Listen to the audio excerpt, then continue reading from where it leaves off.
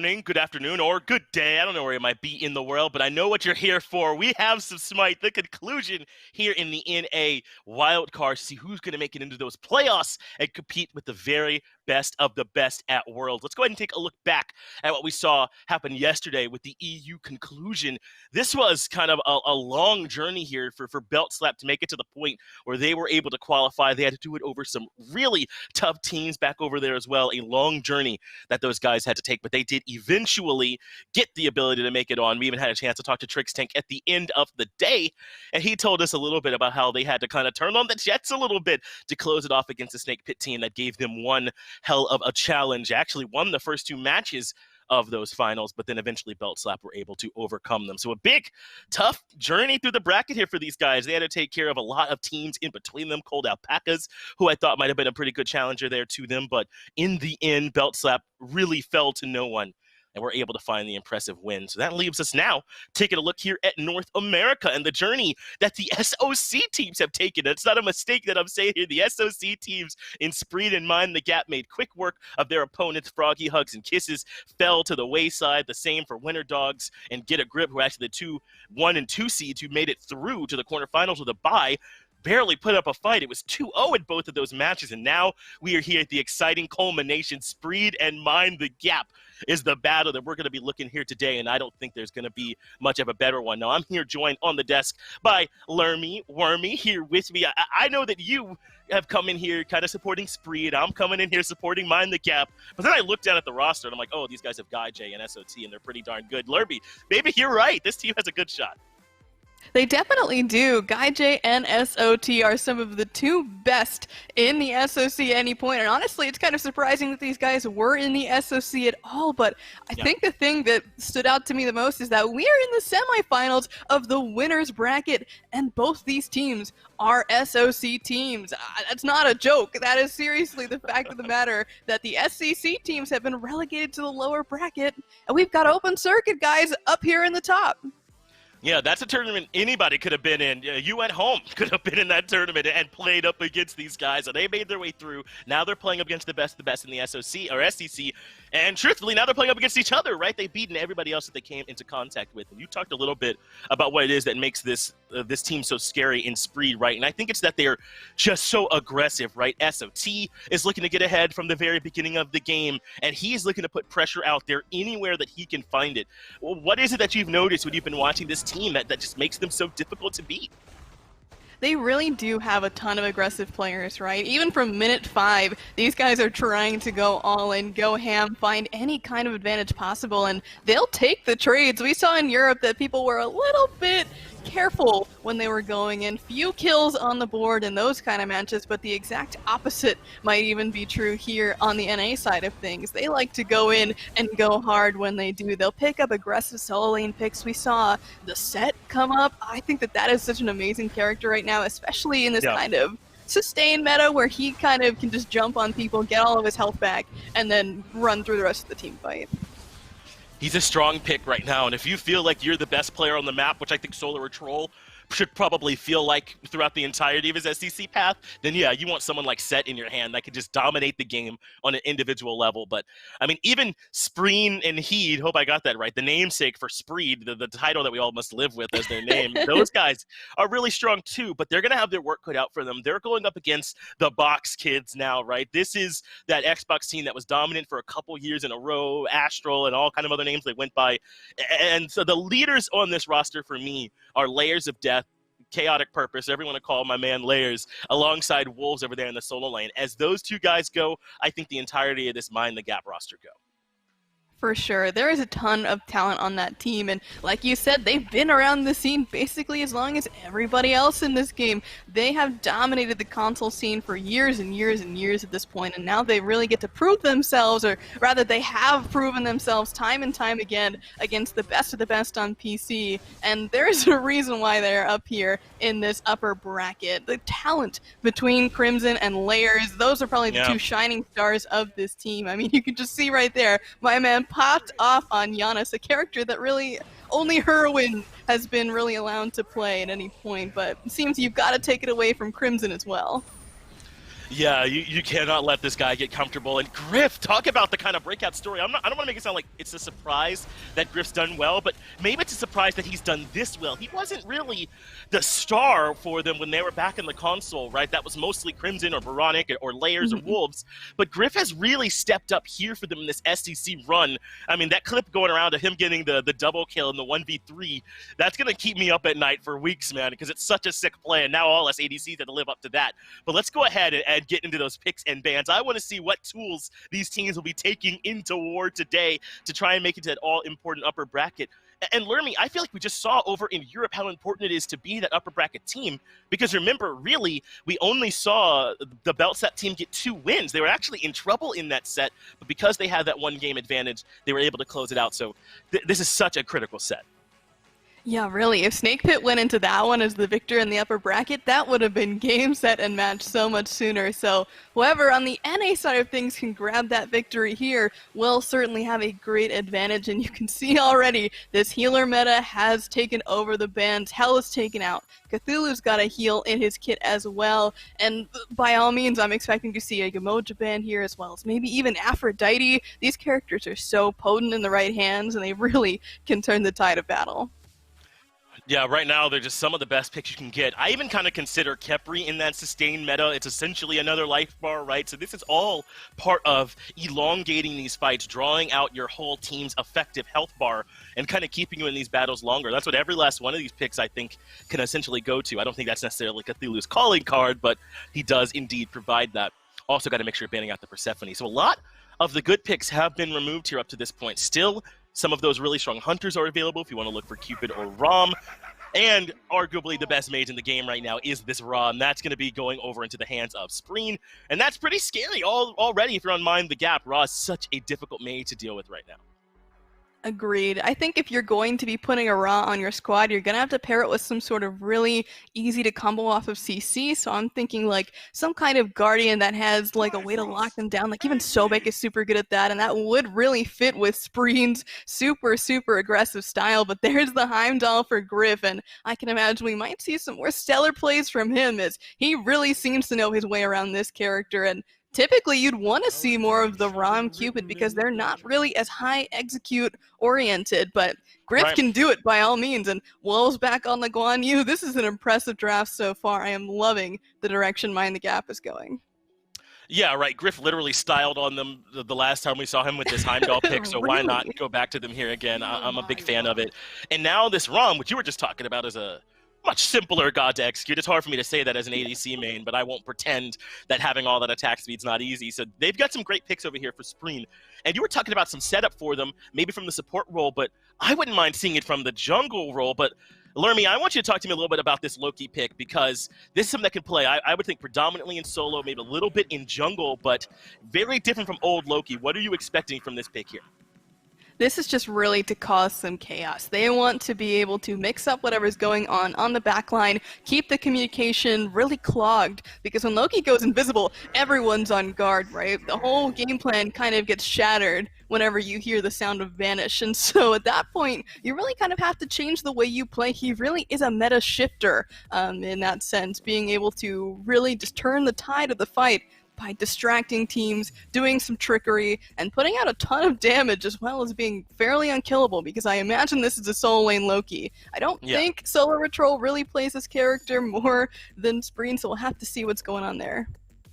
Yeah, I'm excited to see what Solar Troll is going to pick. I'm expecting him to get something kind of even set up from the jungle. Like, Obey plays a lot of Erlong Shen in Raw, right? Back when they were allowed that combo. It kind of gets perma-banned from them now, but it still has that setup you were looking for from the jungle role. So let's catch up on these bans. Looks like Mind the Gap don't think that this is solo Loki. Either that, or they think that SOT is likely to play a warrior in the jungle, because they're banning away Osiris and Cucullin. And Spreed is banning away the Erlong Shen and the Odin. Definitely makes sense you want to ban the Odin. A little surprised on the Erlong ban there. But what do you make of this Mind the Gap ban face here? It sounds like they don't think that Loki is going to be over there for Heat. I have a strong disagreement there. I really think that this Loki is going to be solo.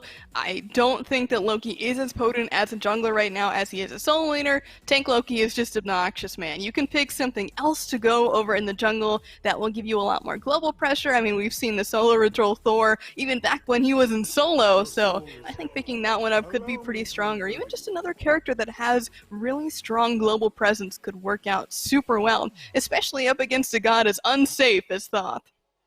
Yeah, I think you're onto something by kind of suggesting the dive potential of a Thor right now. You want someone that puts pressure onto this Thoth before he has this Geb bodyguard around him. And now the Achilles getting locked in, so I'd argue it's still a bit up in the air. Achilles could easily go solo or jungle at this point, but you would really think that you wouldn't want to put this Loki in the jungle here necessarily because he plays so differently. His damage is a bit slower nowadays than it used to be. His ult is so much more interactable. There's a lot of time to react to it with your relics, so I don't know. It just feels like this Loki does a little bit better out of solo. I'm with you.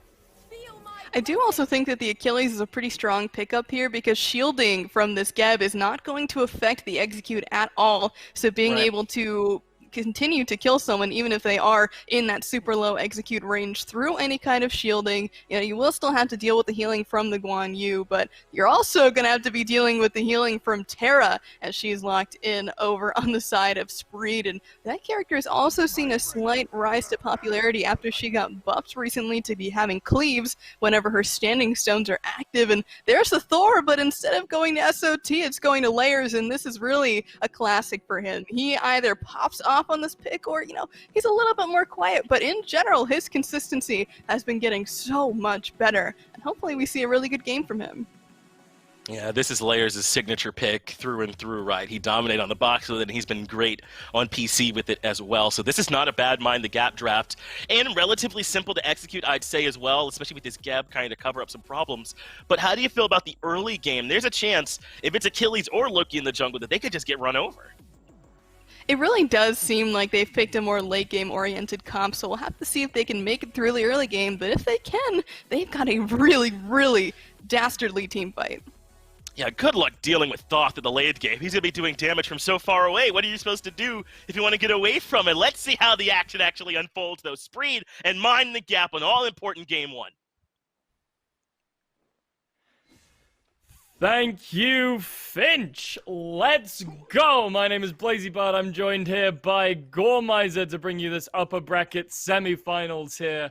Spreed and Mind the Gap, the two SOC teams coming all the way out of the open circuit, beating the SCCs and moving up here. Gore, what do you think to this match? We see a Loki here being put onto solo or troll.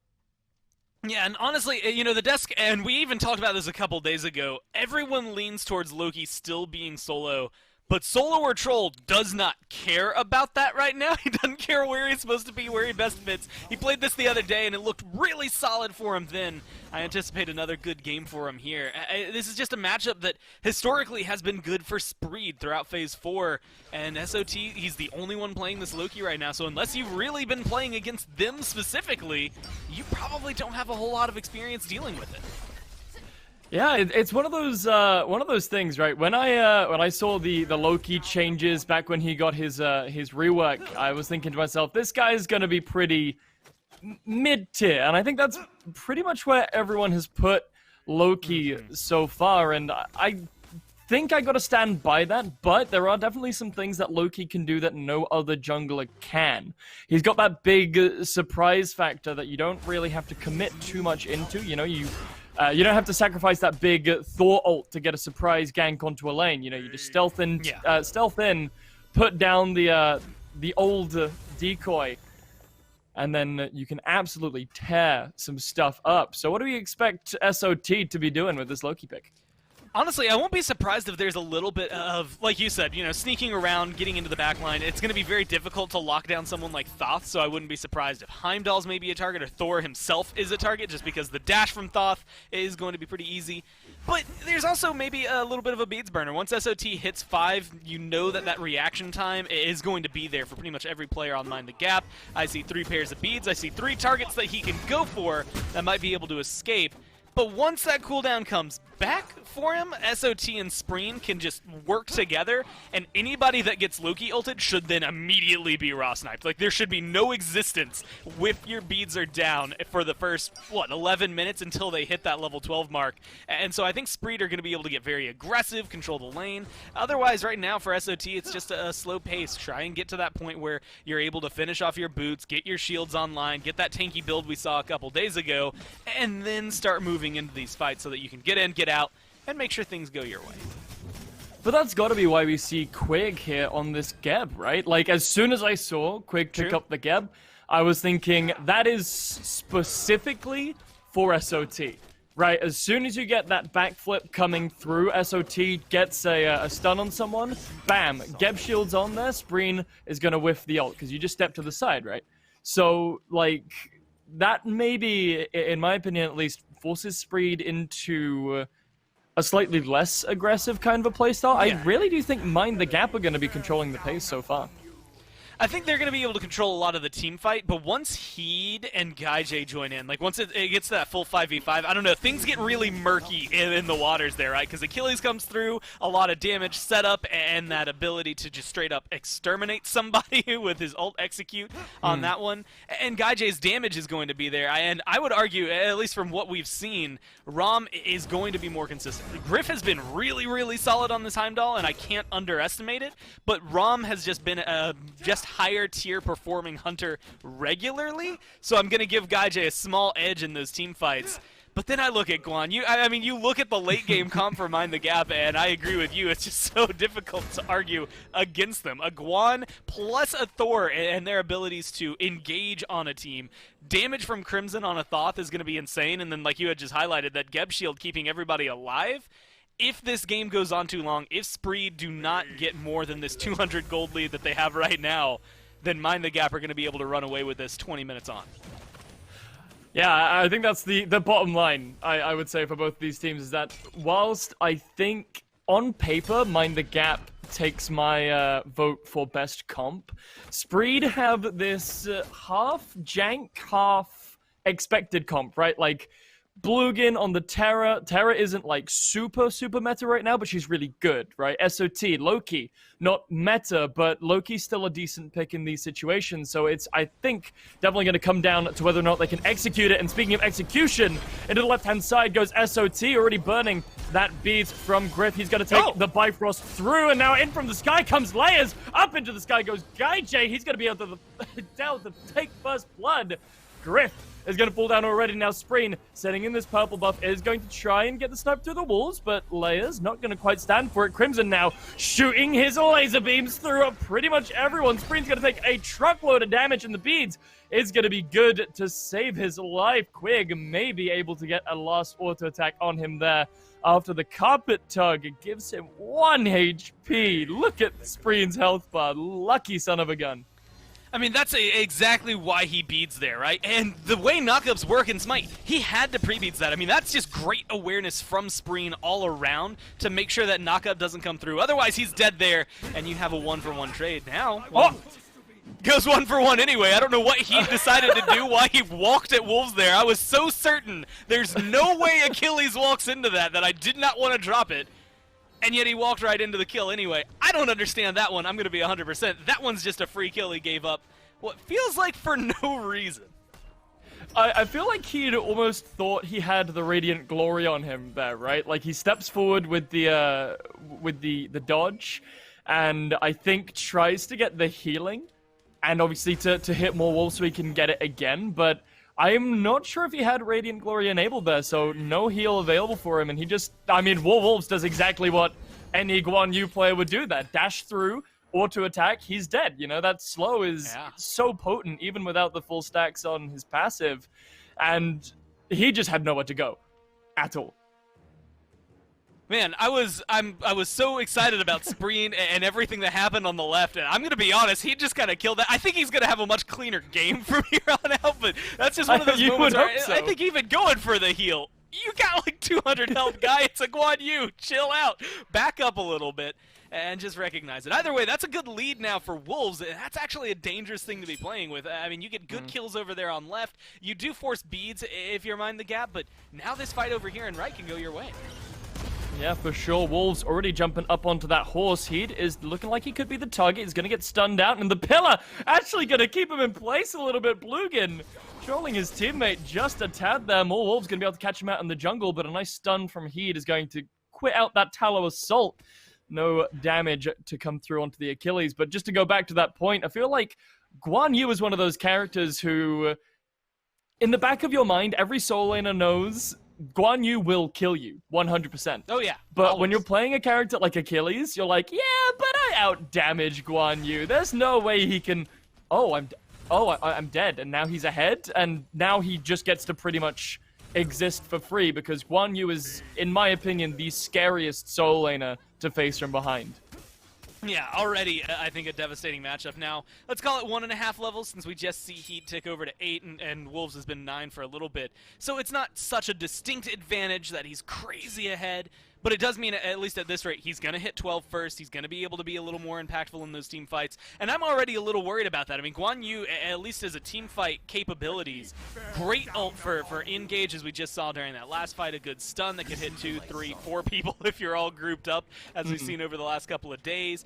Good healing, but honestly, even if you ignore all that, I'm looking at the protection shred. If you've got Heed and SOT and Blugan that are going to be building up some of these protections and trying to be, you know, tanky front lines, or at least get in, get out, all of them are going to be susceptible to that Tallu Assault, and Wolves is going to be really good at setting up Heat or SOT specifically for those deaths, because they're going to have a slightly squishier health bar. Blugan might be able to squeak out of those fights, but if I'm this Loki, I'm sweating about any fight that the Wolves is able to get engaged in. If I am not careful, you know, you don't get out of there alive. So SOT is going to have to choose his battles pretty carefully once Wolves starts rotating. And even, you know, moving away from the tankier targets, that if you can get pretty much every one of those ticks off onto a squishy, you're basically setting up the rest of your team to do true damage to Spreen or Gaijay if they stick around long enough to take the full wrath of that Tallow Assault. So, for sure, like, Guan Yu just has a pretty stacked kit, let's be honest. It's good, yeah. Like, is there anything else we can say about Guan? He's just good. And I can definitely understand why he's been such a contested pickup so far this weekend. Already, I'm excited to see how things are going, because, you know, you look at this, one of the biggest things, especially yesterday, but I think what we've seen this weekend has also been healers. Guan Yu kind of being one of them that has jumped up to the forefront, but Ra has been a very big pick. Terra has kind of escalated this weekend alone. Hell, we saw Aphrodite yesterday. We've seen a lot of Chang'e in Europe, things like that. It'll be interesting to see how they handle that as time goes on. Absolutely, and Layers looking like he's going to put a bit of pressure onto this healer. Blugan just about managing to find his way out on the backline so far. The Monolith is going to be big, and now the snipe from Spreen is going to be big. More Wolves is going to get put down with a little bit of a tap from Heed there. Now it's Quig trying to find his way out on the right-hand side. The rest of Mind the Gap have been able to move up towards the south, and now Spreen, they take that one kill, and they're going to transition it into a Pyromancer. And hey, they were starting to lose a little bit of ground, and now with that kill and with that objective, Spreed escalate themselves back straight to even 200 gold in it, which is just nothing.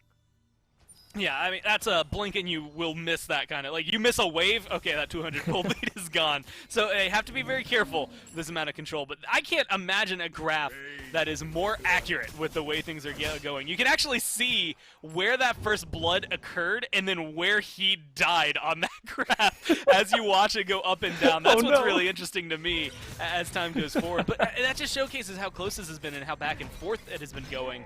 But those are those engagements that I think you have to be careful with if you're Mind the Gap. You have a lot of good late game engage, but I see one Cataclysm hits 2 people, the Thor Dunk only hits 1, so you have to be really careful, I guess, where you're layering your stuns and who you're trying to target and kill off at the very beginning, because those are the things that you're going to have to shuffle around throughout this game, right? If you're going all in on one target, then Terra, Ra, they know exactly who they're going to drop their healing on, they know who to play Protect for, and then they can try to get the counter going, so you have to be, I think, a little more spread out, a little more diversified, at least in your engage. For sure. Like, if you try and group up against the Terror especially, you know, that Earth's Blessing is just going to set up for so many opportunities to just completely eviscerate you. Like, I don't know if you've been watching these YouTube videos that have been floating around, Gore, but like, you see the Terror Noir combo, right? Where you just nuke people, right? Terror gets her ultimate up onto everyone, and then Noir goes up into the sky, drops the nuke, and everyone just evaporates. Now, we don't have a Noir this game. We have seen it this weekend, but I feel like it's going to be a similar story with the character like Spreen, who might not be able to take out the entire map at once, but definitely will be able to shoot down that one target. And Gaijay, definitely not going to be a stranger to popping those rocks either. Yeah, it's going to be very, I think, just solid on the side of Spree for every counter engage that they have. And it just depends on how Mind the Gap go about the first, like, 10 seconds, not even 5 seconds of a fight. Depending on how that first initial engagement goes, the advantage can go over to Spreed or not. And I think that's where you're going to have to be careful. You know, Wolves gets picked off there, is very under control. Layers goes a little deep and is forced to fall back. I think as second relics come online and safety's available, they might change. Well, safety is going to be the name of the game as Quake already. No safety net available to him. He just got bada bing, bada bopped, but the bop is going to be from Layers this time around as Gaijay looking like his health bar is falling a little bit low, but now Layers is going to get turned on. The second strike, oh, the Achilles is going to be off the mark, but Gaijay's still going to fall down. Or up Crimson picks up credit for that kill. Gaijay, Layers, and Quig, the three casualties of this war. Mind the Gap walk away with 2 players down, and he's still looking like he wants to go aggressive. Does get the stun off onto Wolves, but now over on the left-hand side, Griff hanging around. Gonna clear out a ward, but Wolves nearly takes a tumble in this mid lane, but neat little heal from him should be good, but Spreed probably gonna pick up this tower. He blinks in now. And it's good damage. I mean, look at the lockdown. Blugan, of all people, being the one to lead the charge. Even if the tower doesn't fall, you kind of make up for Gaijay going down there. And I think that's the strength that this is. Gaijay didn't necessarily make an inherently bad decision. His team wins that fight. He's pretty low, and so naturally you try to get aggressive. It's just a bad decision because there's a Thoth on the other side. That damage range is a little further than what you're used to and a lot of other gods, and I think that's where Crimson is able to turn that one around. But even still, losing Gaijay is not the end of the world, and it looks like Spreed are going to do the same thing where they win a fight, they go to the objective. Well, Crimson still has his ultimate available, but it's not really going to matter when Spreed are going to clear it so fast. And Mind the Gap don't even look like they know it's happening. If they did, the call was probably from them. We'll just give it up. We're fine. It's only at this point about 1,000 gold, which really isn't all too much. I mean, 13 minutes into the game, it's definitely more than if it was 20 odd, but I don't think Mind the Gap are too fussed about losing that Gold Fury. If anything, maybe they're just happy because now they're going to pick up a more impactful Fury. I mean, being able to, but the problem is both objectives so far now that have dropped have been Spreed winning a fight, getting the objective. And the first time, they only killed Wolves. They didn't even really win a whole fight. You just saw Mind the Gap running away, and that gave enough room over for Spreed to move in for that. And I'm really starting to notice their strategy, at least in both fights. The first time it's Wolves, the second time it was Quig. But they drop 3 ults into one character, and it's the tanks up front. You get rid of Quig, and you know that Geb shield you were talking about earlier, helping deal with SOT. Can't shield himself, can't reaction shield himself, at least to pull him out of that stun. So if Geb isn't going for something like Beads, he's an easy target for SOT to set up and serve on a silver platter. And right now, Spreen doesn't have the same damage that a true late-game Ra will have. But that ult then comboed with the execute, it's getting rid of a tank and then making it easier to just snowball into the squishies. It's a domino effect to knock Mind the Gap down.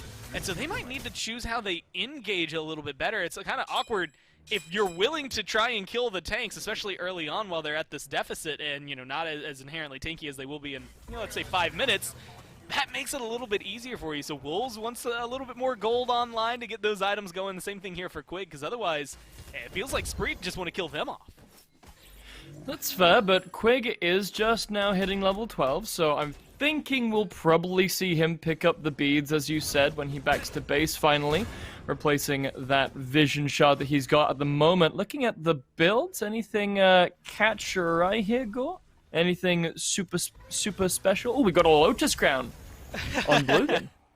Yeah, I actually like Blugan has gone for the Lotus Crown Stone of Binding. Typically, I honestly am torn between Spreen getting it and Blugan getting it, just because that Lotus Crown is good for both of them. And if there was something like, let's say, King Arthur on the other side, I think Spreen would be maybe a little better off having that just to keep himself alive. But granted, he's got the Breastplate of Valor. He's not really that stressed out about getting dove as of right now. Plus, that cooldown will work pretty well. But it's the Stone of Binding that kind of goes along with it. You're going to throw down your heal, everybody gets a shield, then you can go for the lockdown, and now prots are getting reduced as well. So you're getting the best of what feels like both worlds. No matter what you're doing in the engagement, you're setting someone else to die a little bit faster, which is great when you're a support, and you're keeping your team alive, not just with healing, but with those extra protections. And then assuming that you have, Spreen with a little bit of protections, look at Solar Troll and Heed, almost the same build up until this point. That's exactly where your protections are going to come in handy, because now it doesn't matter that Wolves has Talu Assault to burn through some of them. It's not going to be able to hit to the base at this level because they're so tanky. This is true, however, looking at the Pyromancer once again, Spree have so much objective shred. We didn't even get a chance to talk about that one, Gore. Like, Spree just walk in, go, oh, there's a Pyromancer here, cool. And now it's ours, and so is a tier 1 in the left-hand side, but that one's going to go in favor of Mind the Gap. But this mid tower now being pressured out by Spree. Gaijay, look at that, just able to free shoot at that tower. Quig now rolling in, potentially looking for an engagement here. Spree is in this left-hand side. Rotations from the soul laners are on their way, but I don't really think either of these two teams are going to get into too much of a scuffle here. Yeah, you can tell that Spree don't want this fight, and that's, I think, the most important thing. And you can kind of dictate that. Like, if Mind the Gap were ahead or had any semblance of a lead, they could probably have started something there anyway. And honestly, I think they could have still gone for it, but it's that dangerous game right now, which is SOT. He's the wild card factor. This Loki is doing just enough damage, especially to these objectives, that is getting burned faster than Mind the Gap can retaliate, so they're not winning any of the neutral fights. And then right there, you try to go in. They're under their tier 1, even if you're able to burn that. Griff is back in base. You don't have everybody ready and willing to jump into the fight. And SOT can just ult you and turn it around. He's got that Sunder as well, so it's dangerous playing against the Loki, especially with Spreen in the neighborhood, because you're just going to take such an immense amount of damage immediately that it just feels like at the tip of the hat you could die. So you'll have to group up, because now there's an Oni Fury spawning in about 5 seconds, and this is the one that I think if Mind the Gap lose, it's not the end of the world for them, but this will be the one that distinctly can put a team ahead. I can hear Alpha Jackal giggling in wherever he is at the moment at the fact that Sunder has been picked up once again. And speaking of relics, we actually see a second cursed Ankh being picked up by Quig here rather than the beads. Now, Gore, I could be completely wrong, but last time I checked, Ankh doesn't stack. So is this a strategic thing or maybe a bit of a miscommunication? No, I think it's entirely just to try and set it up. I mean, if you only have one Ankh, cooldown's incredibly long, and so Wolves gets one in one fight, and then the next time you're team fighting, you have one from Quig, so that way that you can't just watch Spree back off of a fight because they get Ankhed and then come back in the way that healers like to. Go back, heal up when you're out of Ankh, and then you can resume the fight. Now there's that second one to try and shut down that healing. And, well, even that, Wolves' one is going to be super impactful, making people take more damage when they do. Speaking of damage, Quig already taken down to half HP here alongside Wolves. There's going to be the Ankh being popped already in the healing. Already being reduced. You see SOT standing in that raw heal for ages and not taking any sort of healing. Gaijay takes a big chunk there thanks to the combined efforts of Layers and Crimson Heat. Now the only one really left standing in a position to try and contest this Oni Fury. But back around the corner comes Spree. Spree are going to steal it away. Gaijay snipes from the sky. Oni Fury falls the way of the blue team, but Layers looking to make sure that they at least get something up this fight. That's going to be one kill already for Mind the Gap. Now up through the 9 realms goes one of the other players. Now Gaijay under some trouble. He's going to get finished off by Wolves, and up in the top side, Heed might also be finished off. Just try to blink away, but the Horn is not going to say yes. It's going to say, no way, Hosey. Down to Niflheim with you. So, I think at the end of the day, still good for Mind the Gap, right? You don't quite get that objective, but now it looks like they're just making a beeline for the Fire Giant. Spreen is still alive, with ult, and in a position to try and steal this one away. So this is a dangerous territory, even if you're in a comfortable lead for Mind the Gap. But it's still in their favor because of those 3 kills. The downside is they start it the exact way I said not to, the same way you were saying not to. They did both Ankhs at the same time. They don't have those available. Yeah, and I mean, at the end of the day, it didn't work out poorly for them. They do end up winning the fight, even if they do lose the objective. SOT here looking around for this potential steal, but luckily Crimson going to secure it there with the final judgment. So nothing really Spreed can do, and they're all going to back off 21 minutes in. And that's going to be the first Fire Giant falling to Mind the Gap. Well, we saw the first 3 objectives go the way of Spreed very decisively. Mind the Gap finally find their way back into it objective-wise.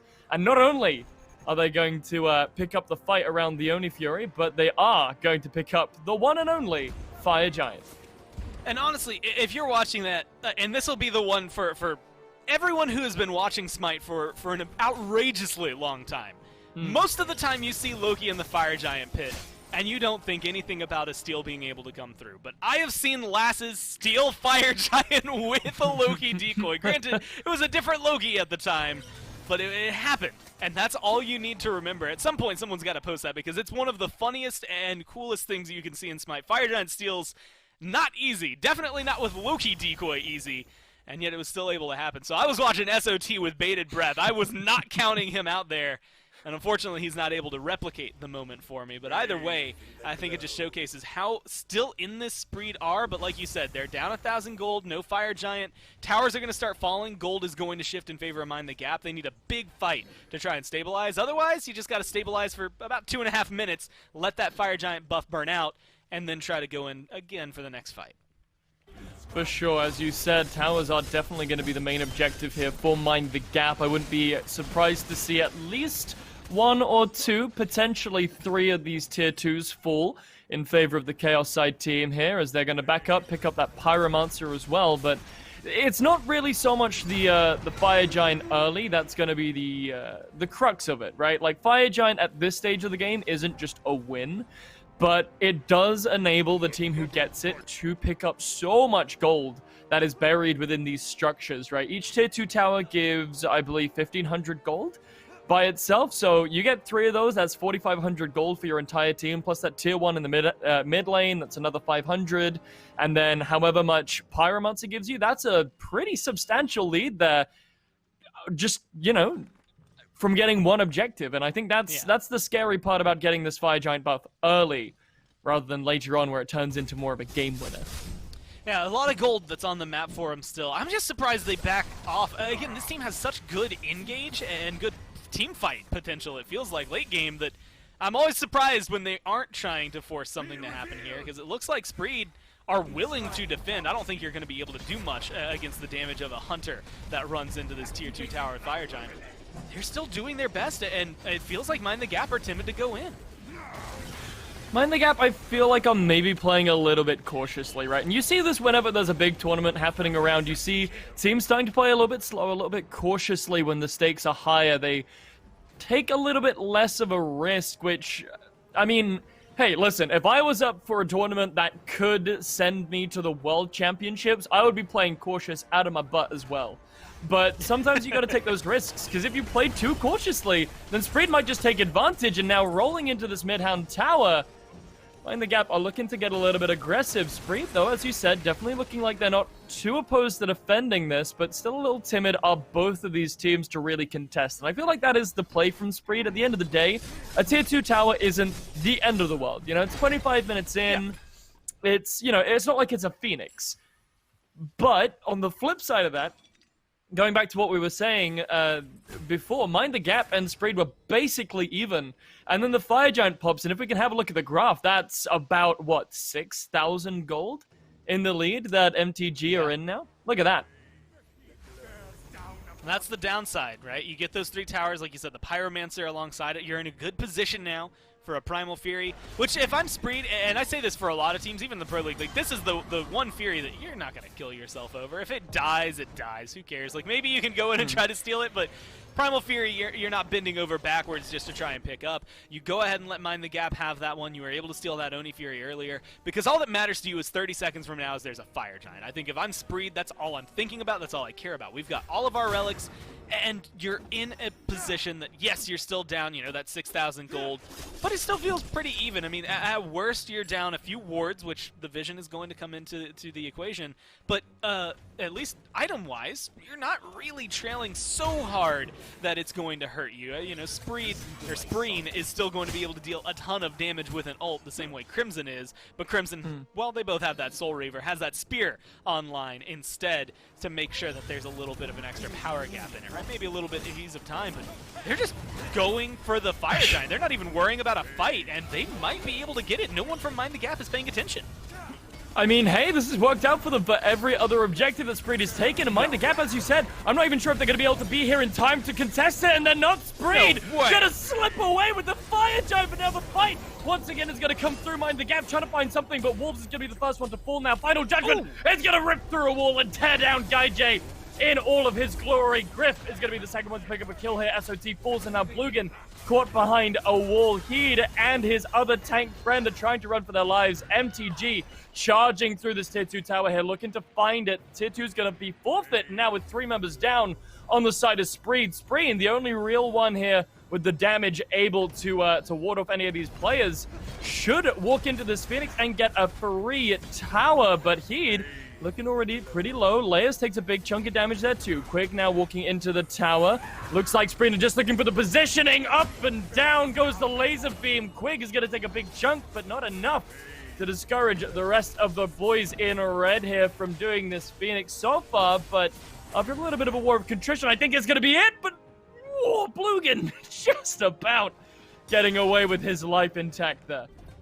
I think at the end of the day, you're really lucky. If you have 3 members there, I think GuyJ's able to defend. SOT's probably able to defend, but no one's going to be able to deal the damage from range as safely as Spreen is in that position. So really lucky for this Ra to stay alive alongside the 2 tanks. The healing keeping them topped off as well as himself, but that damage from range, ults-wise, whether it's, you know, the Searing Pain or just his regular beam, either way, he's going to be able to make sure you stave off of it. But that, if you're ever wondering why you don't see plays like that often, it's because if you lose 2 members but get the Fire Giant, you kind of find yourself at a moot point. Like, you can defend a Phoenix, that's the best you have. That Tier 2 disappeared fast because you're not going to commit 3 people to that, and at least not successfully. And so you have to fall back there. Spreed managed to keep Mind the Gap from winning, but that is not a winning play in and of itself. And that's something that I think goes back yesterday, and at least that interview, Trickstank had said, we lost, they didn't win. That is one of those moments that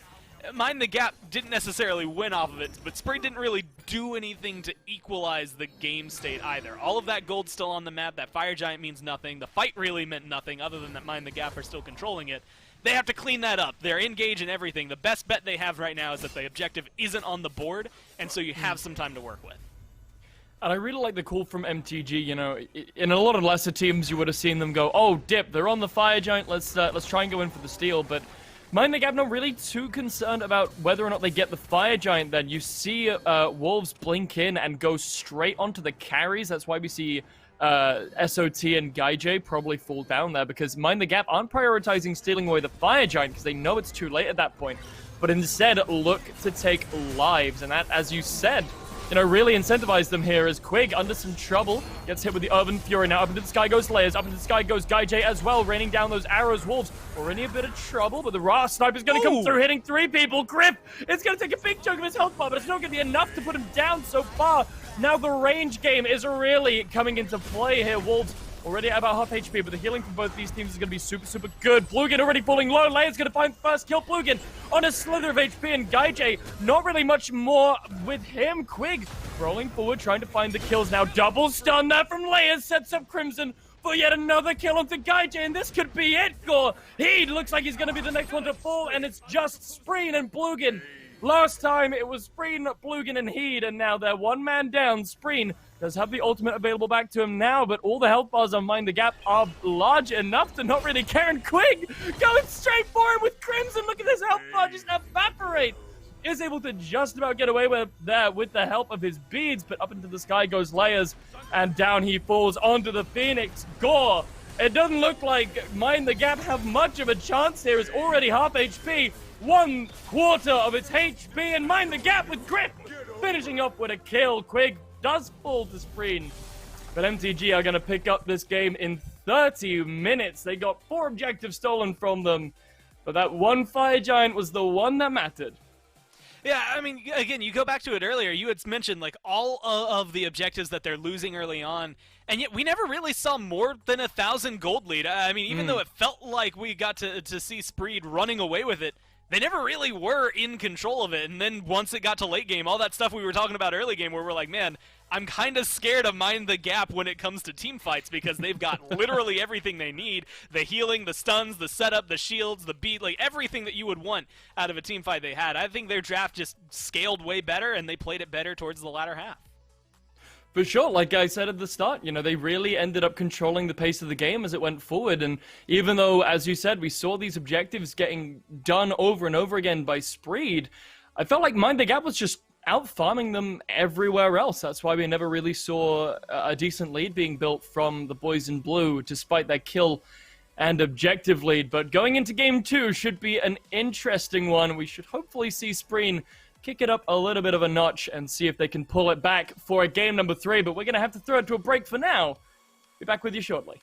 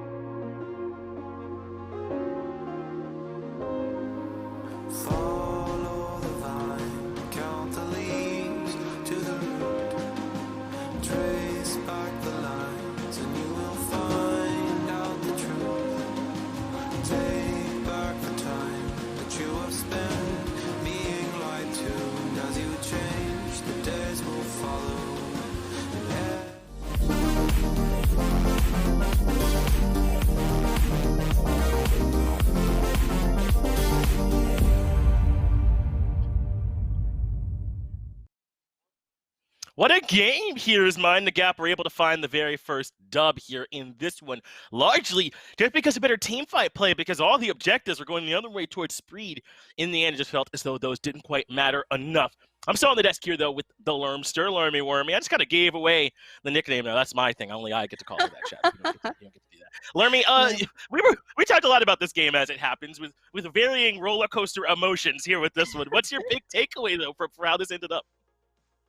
Gosh, it was so crazy. We were like counting on our fingers, right? Gold Fury goes the way of Spreed. Pyromancer goes the way of Spreed, but the lead was still only 1k over there for him. And so my thought process is, oh no, if they keep this lead within that 1k mark, they're going to lose these late game team fights. And that's exactly what happened. And honestly, I do think that Spreed did play these objectives just better than the other team, but it doesn't really matter because Mind the Gap's late game, man, it was absolutely insane to see them swinging, and especially my guy Layers, he was coming through with huge Anvil of Dawns, hitting 2 or 3 people consistently, and able to set everyone else up.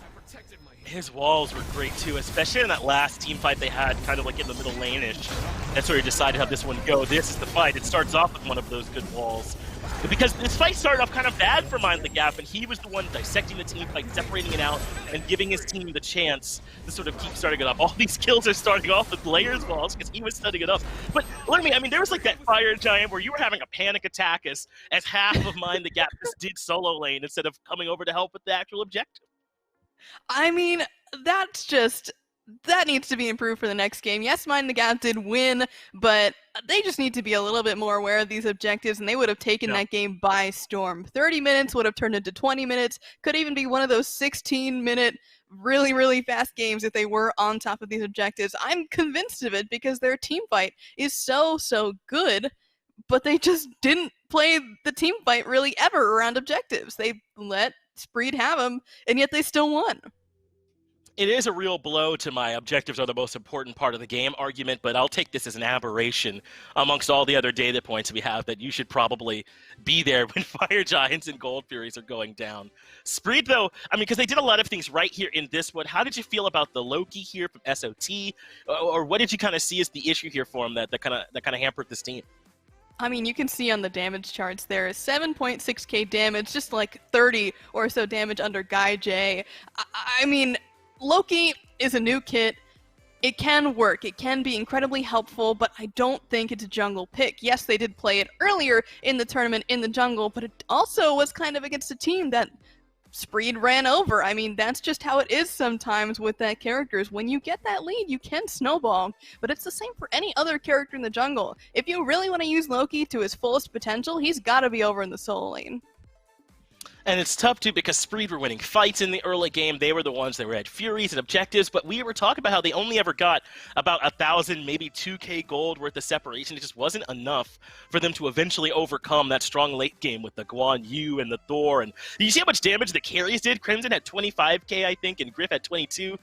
That was part of the difference, too. The backline for Mind the Gap just played better.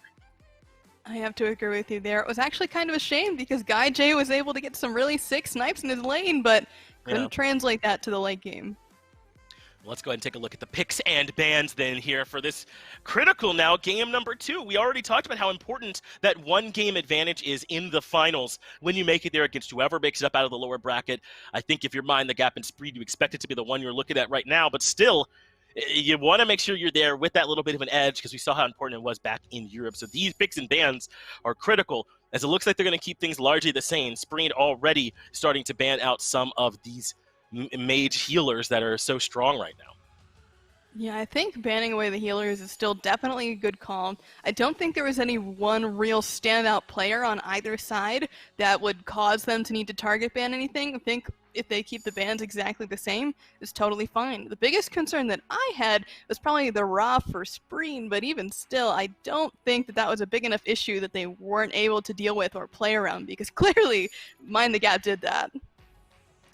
I think I'm with your initial sentiment, though. I don't know how many more times I want to roll the dice on Ra right now. That god's so strong, right? Just maybe limit your exposure to him.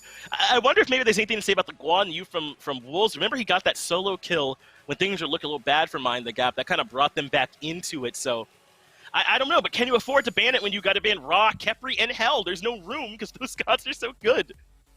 They really are. It's such a big deal to leave any of those characters open. They really can change the game state by such a wide margin, but check it out. There's the Guan Yu for themselves this time. They take away their own first pick in order to steal away the first pick of Mind the Gaps, and honestly, I love that for them. That is such a good idea to take this comfort pick away from Wolves and put it on their own team.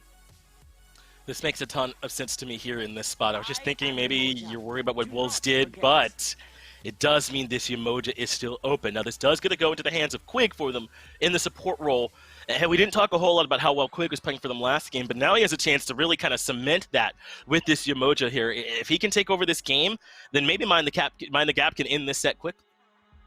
Yeah, it's going to be all about at what level Quig can play this Yemoja, because Geb, as good as he is, he really just has to press through on the right person, but Yemoja has so many more buttons, so many more places that she needs to put things down, and honestly, it really can be the mark of a good Yemoja player that a game kind of spills wide open. So if Quig can pop off on this pick, then by all means, this could be a mind-the-gap victory, and of course, with Griff going back to his signature Heimdall, I think that this is pretty set and locked there in the duo lane.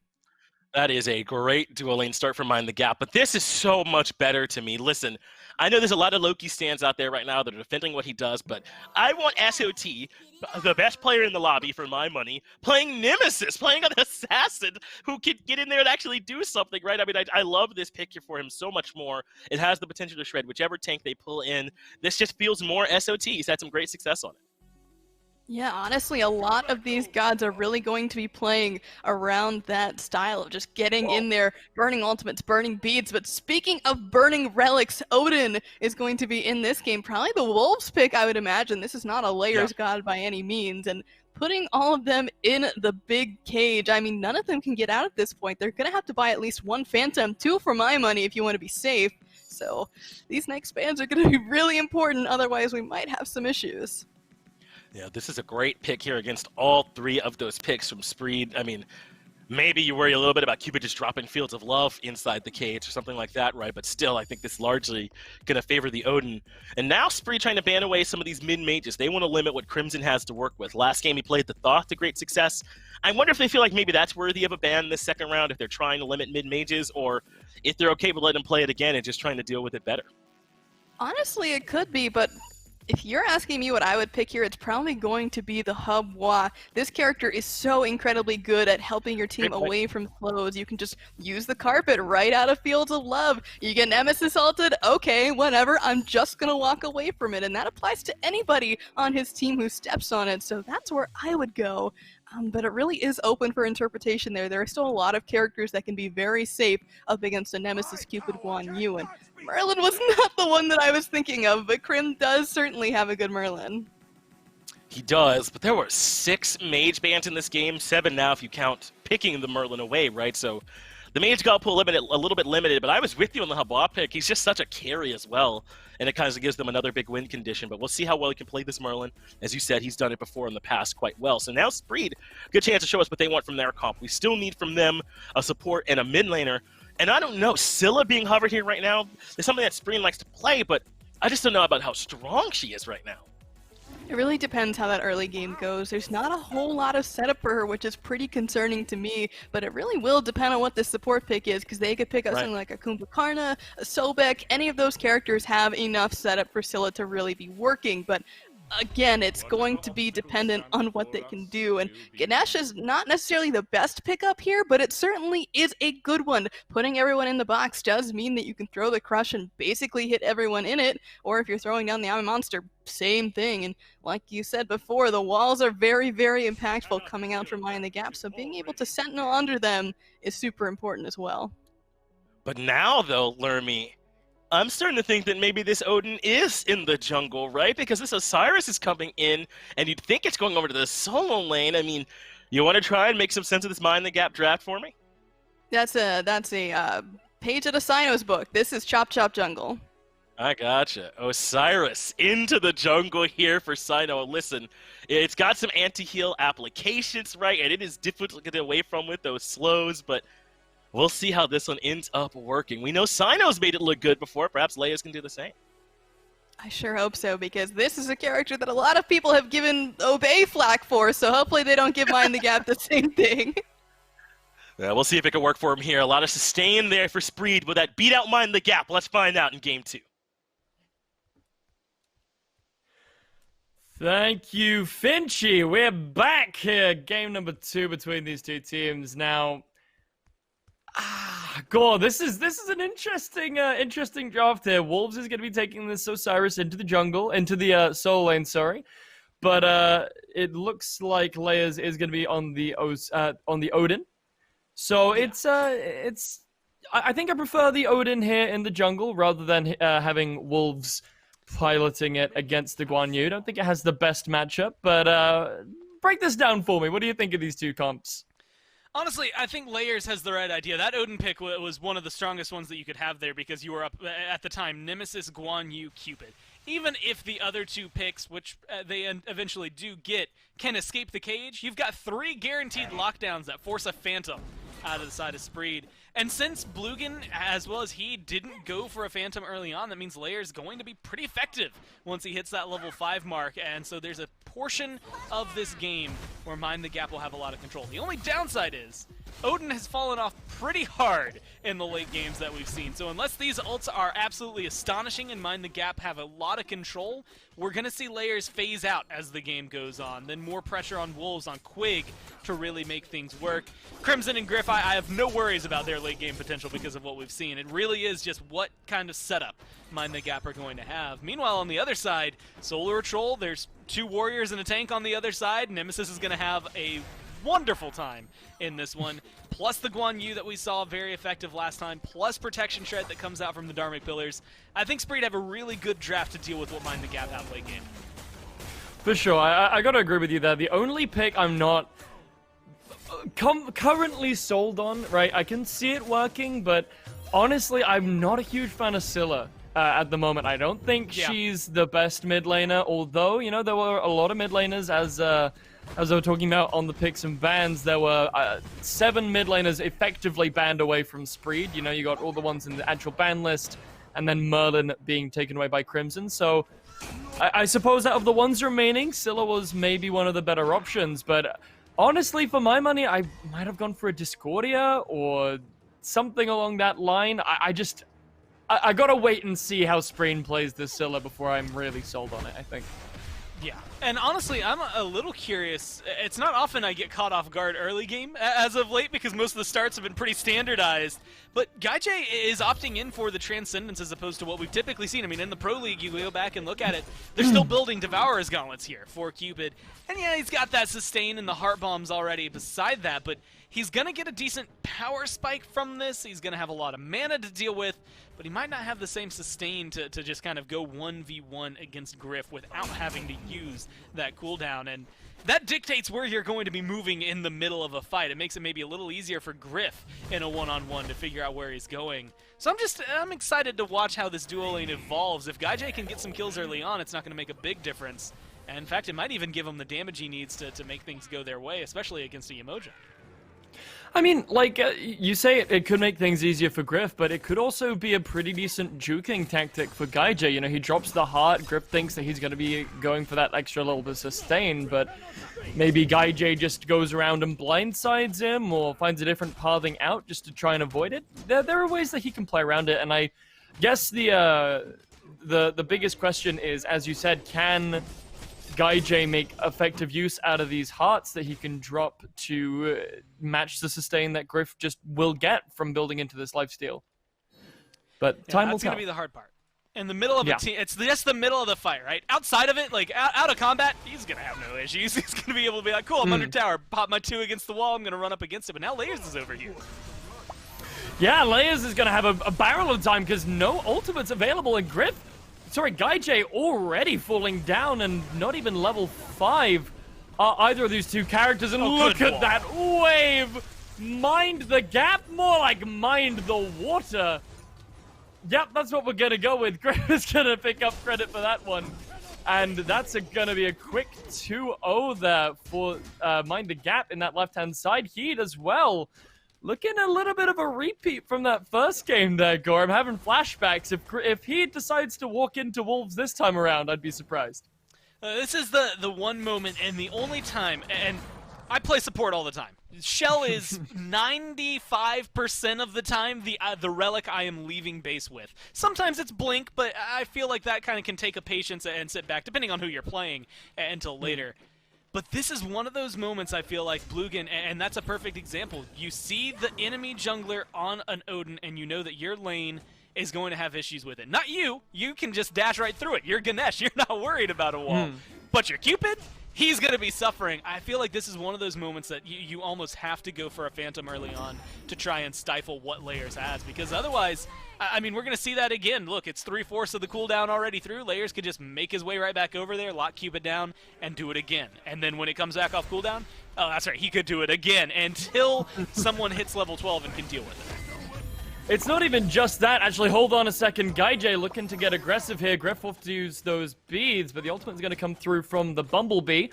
Nothing else really to say for that fight, though. But what I was going to say is it's not even just that the Odin is going to be an issue, but Quig also, you saw those walls, those big water walls.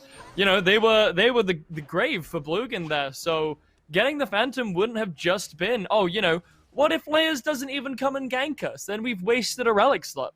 It's like, Quig, at this point, right, we have seen Quig play Yamoja over the course of the regular season, right? This man has an intricate knowledge of how to use this character, and we saw it just then with how beautifully that ultimate was placed. And it feels like even more of a misplay when you consider that he couldn't even make the excuse of, oh, I won't pick it up just in case Layers doesn't bother coming to gank us. Like you said, both of these characters are going to have a little bit of an issue, especially if Blugan has already dashed in before the ultimate comes out from Layers. For some reason, you know, if he tries to go aggressive and then the counter engage comes out. But, like, when you also factor in what Quig's going to be wanting to do, it really does just make you think what was going through Blugan's mind. I'm going to be honest. I am a little distracted because Spreen has done 0 player damage as of right now as Scylla. I mean, we're 6.5 minutes into the game. I hit someone with an auto, my guy, to do something. 0 should not be down there. You know, it's not necessarily early game. I'm not going to give him any flack for it. Scylla's a late game god, so, you know, we're waiting for it as time goes forward. And that just shows that Crimson's not, you know, being a doofball and standing in the middle of a crush. But it does mean that right here, we need to see that turnaround. Some numbers should go up if they start this fight, and it looks like Mind the Gap want to. Spreen's definitely going for that pacifist run on the Scylla, but pacifists does not describe the rest of Spreen, as the ultimate's already going to come through from Quig, doing a fair amount of damage to everyone, but Quig now in a little bit of trouble as the double stun's going to come through from Guan Yu. Spreen, I'm a monster, is going to pick up one. Quig, the first to fall, now looking for a second opportunity to hit, and it does so. Mord Wolves going to fall down to half HP, and the pacifist run is over. Spreen was just baiting us into a false sense of security, dude. He was looking to show off. He was looking to show you. He is going to be doing that damage now. Layers forced to play cat and mouse under this tier 1 tower. He has have the mana to use his abilities, but the cooldowns are going to be a little bit too long for him at the moment. No CDR in his build so far, but look at this, Griff. Using the Bifrost a little aggressively there, just using that little bit of range to try and get a little closer to Gaijay, but I'm not sure that was the best use of Bifrost I've seen. I mean, yeah, not great, not terrible, right? It's just closing the gap. Again, Gaijay is in that moment now with the attack speed boots. He can probably box it up. In fact, the fact that Griff hasn't finished getting his Devos gauntlets online yet and he's not stacking yet means that, admittedly, Gaijay's not as stressed out about a 1v1. He's already got 30 stacks on top of that Transcendence. He's feeling pretty comfortable, I think, and confident in that, even though his early game didn't quite go the way he wanted it to. But now that the stacks online are going to be there for Mind the Gap and for Griff, as time goes on, that'll probably be something that's a little more favorable for them. I just want to go back to that last fight because the way I'm looking at things, specifically, I'm going to throw Spreen under the bus. He missed his first 2 abilities in there. He threw out a Sick'em and a Crush, and they were off the mark. But then it comes through and showcases exactly what you need, which is the double kill, but using that ult reset, right? Like, the fact that Scylla can miss everything on the initial engage and then still have that big of an impact, that's a big swing in favor of Spreed. I just wanted to throw him out there because of the way things are going, but if he can hit his ults, that's all that matters. You get the kills, and later on, you're locking down people like Layers, you're killing off Crimson, you're dealing with Griff when he's in the fight, and it's kind of showcasing that Layers, even though it felt like he would be the end-all be-all for this, isn't really dictating the pace right now. Dude, you couldn't have just let him have the double kill. Nah. And gloss over the hang instability. about the dry. I feel sorry for Spreen, dude. Like, I mean, we can't talk about that double kill with the Yama Monster without the beautiful setup there. See, look there! He hit the abilities. You just cast a cursed Crimson. I hope you're happy with yourself, Gore.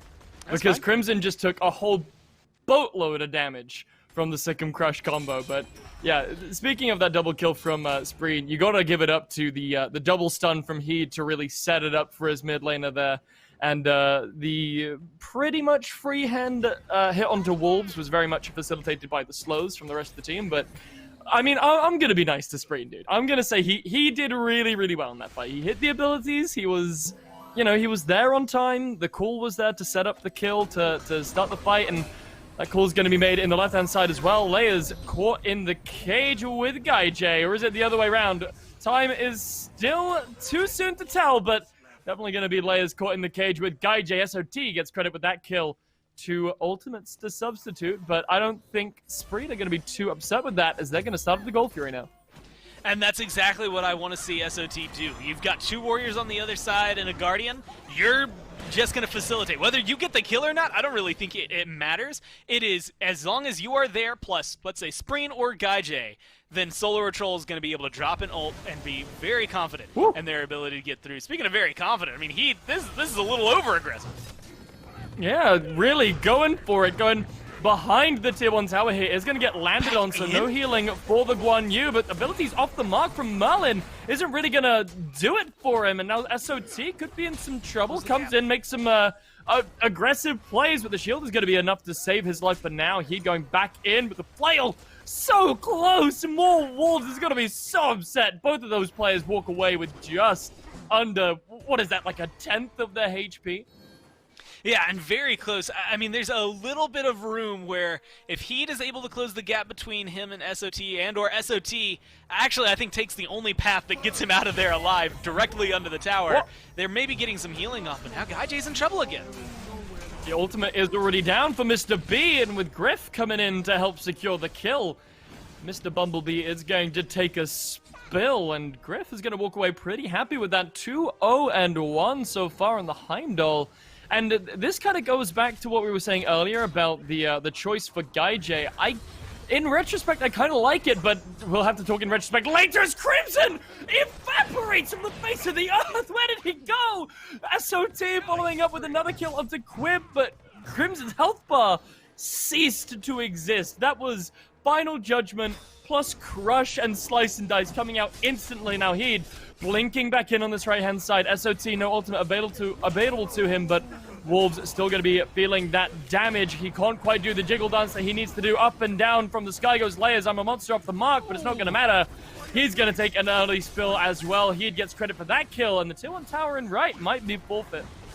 I mean, these are just great fights from Spreen, right? Everything that they've been able to do. He's taking a little bit of tower damage there, but he's not going to be able to get out alive of this one. I just think that, you know, you've got 3 kills. 2 of them were a gank early on from Layers. You know, beginning of the game, your first blood is that double kill that comes through. Now, it's just absolute decimation. Quig is out of position for that one. There's no other way to look at that. This team is just working better together right now than Mind the Gap. I mean, look at the levels here, Gore.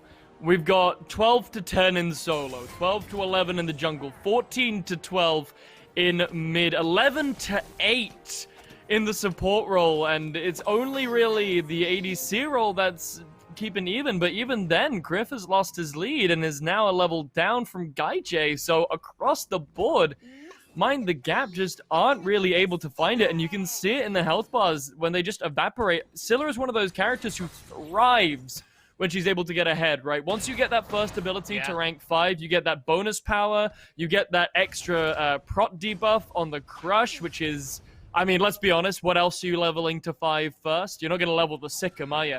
But, you know, you get that extra protection debuff, the extra, I want to say 20 to 30 power for the abilities. Like, Spreen is absolutely swinging right now. Not even going to bother using I'm a Monster because that Crush is enough to secure out the objectives. And couple that with the fact that Merlin is really this mid to late game kind of a character, really oppressing Crimson into not being able to get there. Yeah, I think there's just a lot of issues with the engage right now from Mind the Gap. They don't really have anything to deal with it. And this is the same way it felt for Spreen last game, right? Where it was just like, cool, you can maybe scrap a little bit, you can control some of the early game, get some good ganks on the GuyJ here if you're Layers, but you're not really doing a whole ton to counter it to the point where now, I mean, if you're Bluegan, you're 1 level away from being able to set up and just completely nullify him. Quig now the target of this next onslaught of attacks, but Layers sets up a pretty nice cage there to separate the team fight, and Quig actually going to be the first one to find a kill. Bluegan falls down, and SOT feeling pretty low there.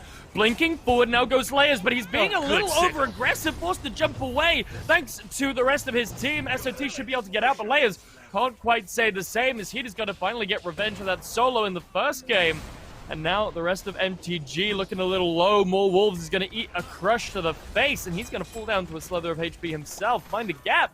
Should have just taken that pick and went and do something else. I mean, just get the pick and back off. They really bit off a little bit too more than they could chew there, and Layers is going to end up paying for it. Yeah, no, I think exactly what you're happy with. Layers ends up going way too deep there and loses his life. Jungle for support, always in favor of whoever loses just the support there.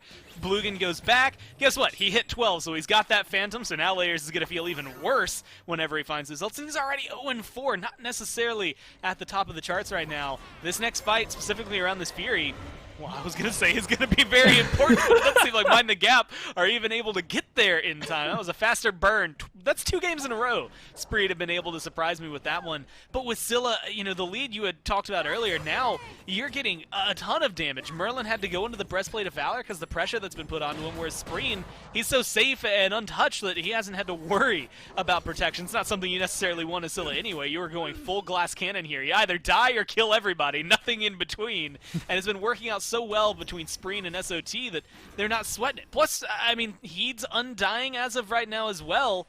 Just the 3 of them that are fighting on the right-hand side of the map are keeping Mind the Gap locked away. It looks like a stark difference, right, between these last 2 games. Spreed kind of had the same playstyle as they did last time, burning down these objectives. Mind the Gap really slow on the response to finding those out, but the main difference being Spreed are also finding these kills, they're finding the farm, they're finding pretty much everything that they want to be finding around the map, and look at this, they're going for the same strategy. The Fire Giant is going to be the next one targeted. Dharmic Pillar's coming through already, a little bit early, but it's not going to matter when Spreen does so much damage. Fire Giant's going to fall before Mind the Gap have a chance to react, but that's not a new story. Quig, though, is going to be the first one to taste the I'm a Monster from Spreen, not even bothering to keep it up for the reset. He knows nobody else is around, so he's just going to walk down through that wall, trying to find a little bit more damage onto Layers. Over here in this left-hand side, Griff once again finding a tier 1, but I'm pretty sure Mind the Gap are going to lose a lot more than that now. Yeah, with this amount of aggression, I mean, the silence is coming through. Here's a cage, but it only grabs 2 tanky targets. I don't think they're that worried about it. Plus, they're going for the tower here. I mean, this is really solid. The only downside is, just until that Chen size, Gaijay has gone really ability-based, so he's maybe not burning these towers as fast as his team might need. Definitely not, and Blugan is going to find some damage there. Up Crimson finally coming through with his first kill of the game, but Wolves going to get quickly traded out there by the enemy mid lane, and now coming back into the fight comes Heed. Horse, horse, horse! There's the double stun! Now SOT looking for a little bit of follow-up damage, but the rest of his team a little too far behind to really follow up. Layers able to find a decent stun there onto Spreed, but once again, not quite in range are the rest of Mind the Gap, but we're up Crimson. He's in range for the Katana. Griff also going to find a big chunk of damage. He's going to get the crush to the face. Layers trying to body block for his ADC. Now the Bifrost just about saving it, but I'm a Monster over the wall is going to find one. Double kill for Spreen. Layers not able to hide behind that wall, and now the Phoenix is going to fall. Quig, the only man left standing. Wolves only just coming back up against a full 5-man squad from Spreed. Fire Giant buff still available to them. There comes the Water Wars Wolves. Full super low, but Heed is gonna fall too. Quig might just make it out of here alive, but not quite. Heed still feeling really low, but the crush is gonna be good, and it's not gonna matter because Mind the Gap are gonna fall in game 3 is what we're gonna see here between these 2 SOC teams. What a set, Gore. Buckle in. I mean, Mind the Gap come into that first game, what, 30 minutes it takes them to squeak out their win, and they get there and they do it well. But when you lose the next one in under 20, things start to get a little shaky on the foundation. So I think that's a good sign for Spreed, good sign of life for them as well, to have a very contested game 1 and then a very, very well-dominated game 2 there. 3 times the amount of kills that Mind the Gap were able to pick up. We'll see if they can keep up this pace. You can see the mental fortitude coming through from this team. You know, it's not every team that can lose, that can get objectives, and then still lose after just one bad fight, but then still come back and be able to put up such a convincing fight back in this game too. I'm super excited for game 3, but unfortunately we're going to have to wait just a few more minutes to jump into it. So we'll be right back. I hope you're as excited as I am.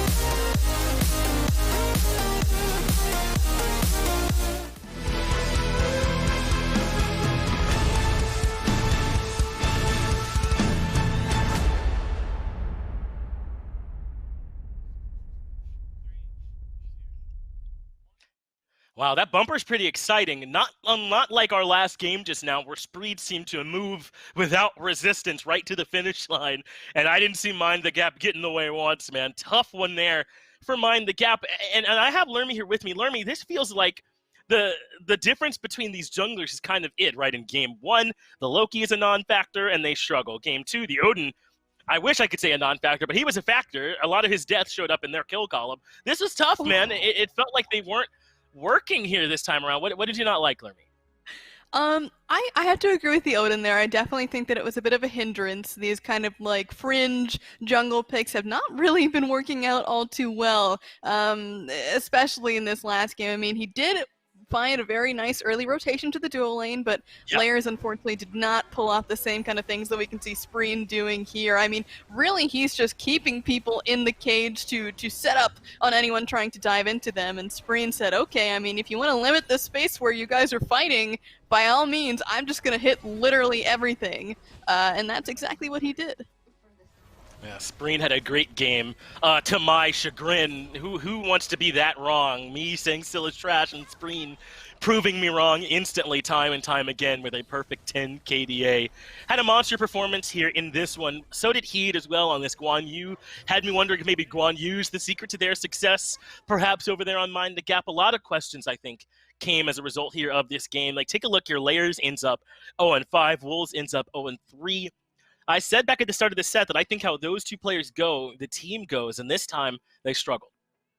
They really did, and it's so unfortunate too, because those are the characters that you would think would be the ones stomping in the early game, but unfortunately it just didn't all come together from Mind the Gap, and they will certainly have to switch up their composition once again, and them being the losers, I wouldn't be surprised to see them pick this first pick slot so they can maybe take the Guan Yu, who seems to be the deciding factor on who lives or dies in this next match. And honestly, that is a very strong pick to go for, and he'd certainly really showed why. 21,000 damage taken there, being able to soak up 27,000 as well. And by the way, this is a 19-minute game. He literally did so much work. Take a look at the damage there for Layers. The only person on the map he did more than was Blugan, and that was only by 500. Just wasn't getting a ton of value, man, out of this Odin jungle from them, kind of as you were discussing during that whole break there. So we got to see the numbers lay out what the eyes told us during that game, and now they got to make some adjustments here. We have seen these pick ban phases kind of determine how the whole game goes, really, up until this point. So they got to make sure they're locked in, prioritizing good stuff. And I think you kind of got to give some credit to Spreed for the way they adjusted those pick bans, banning the Ra, and then first picking the Guan Yu was such a great way to start the ban phase.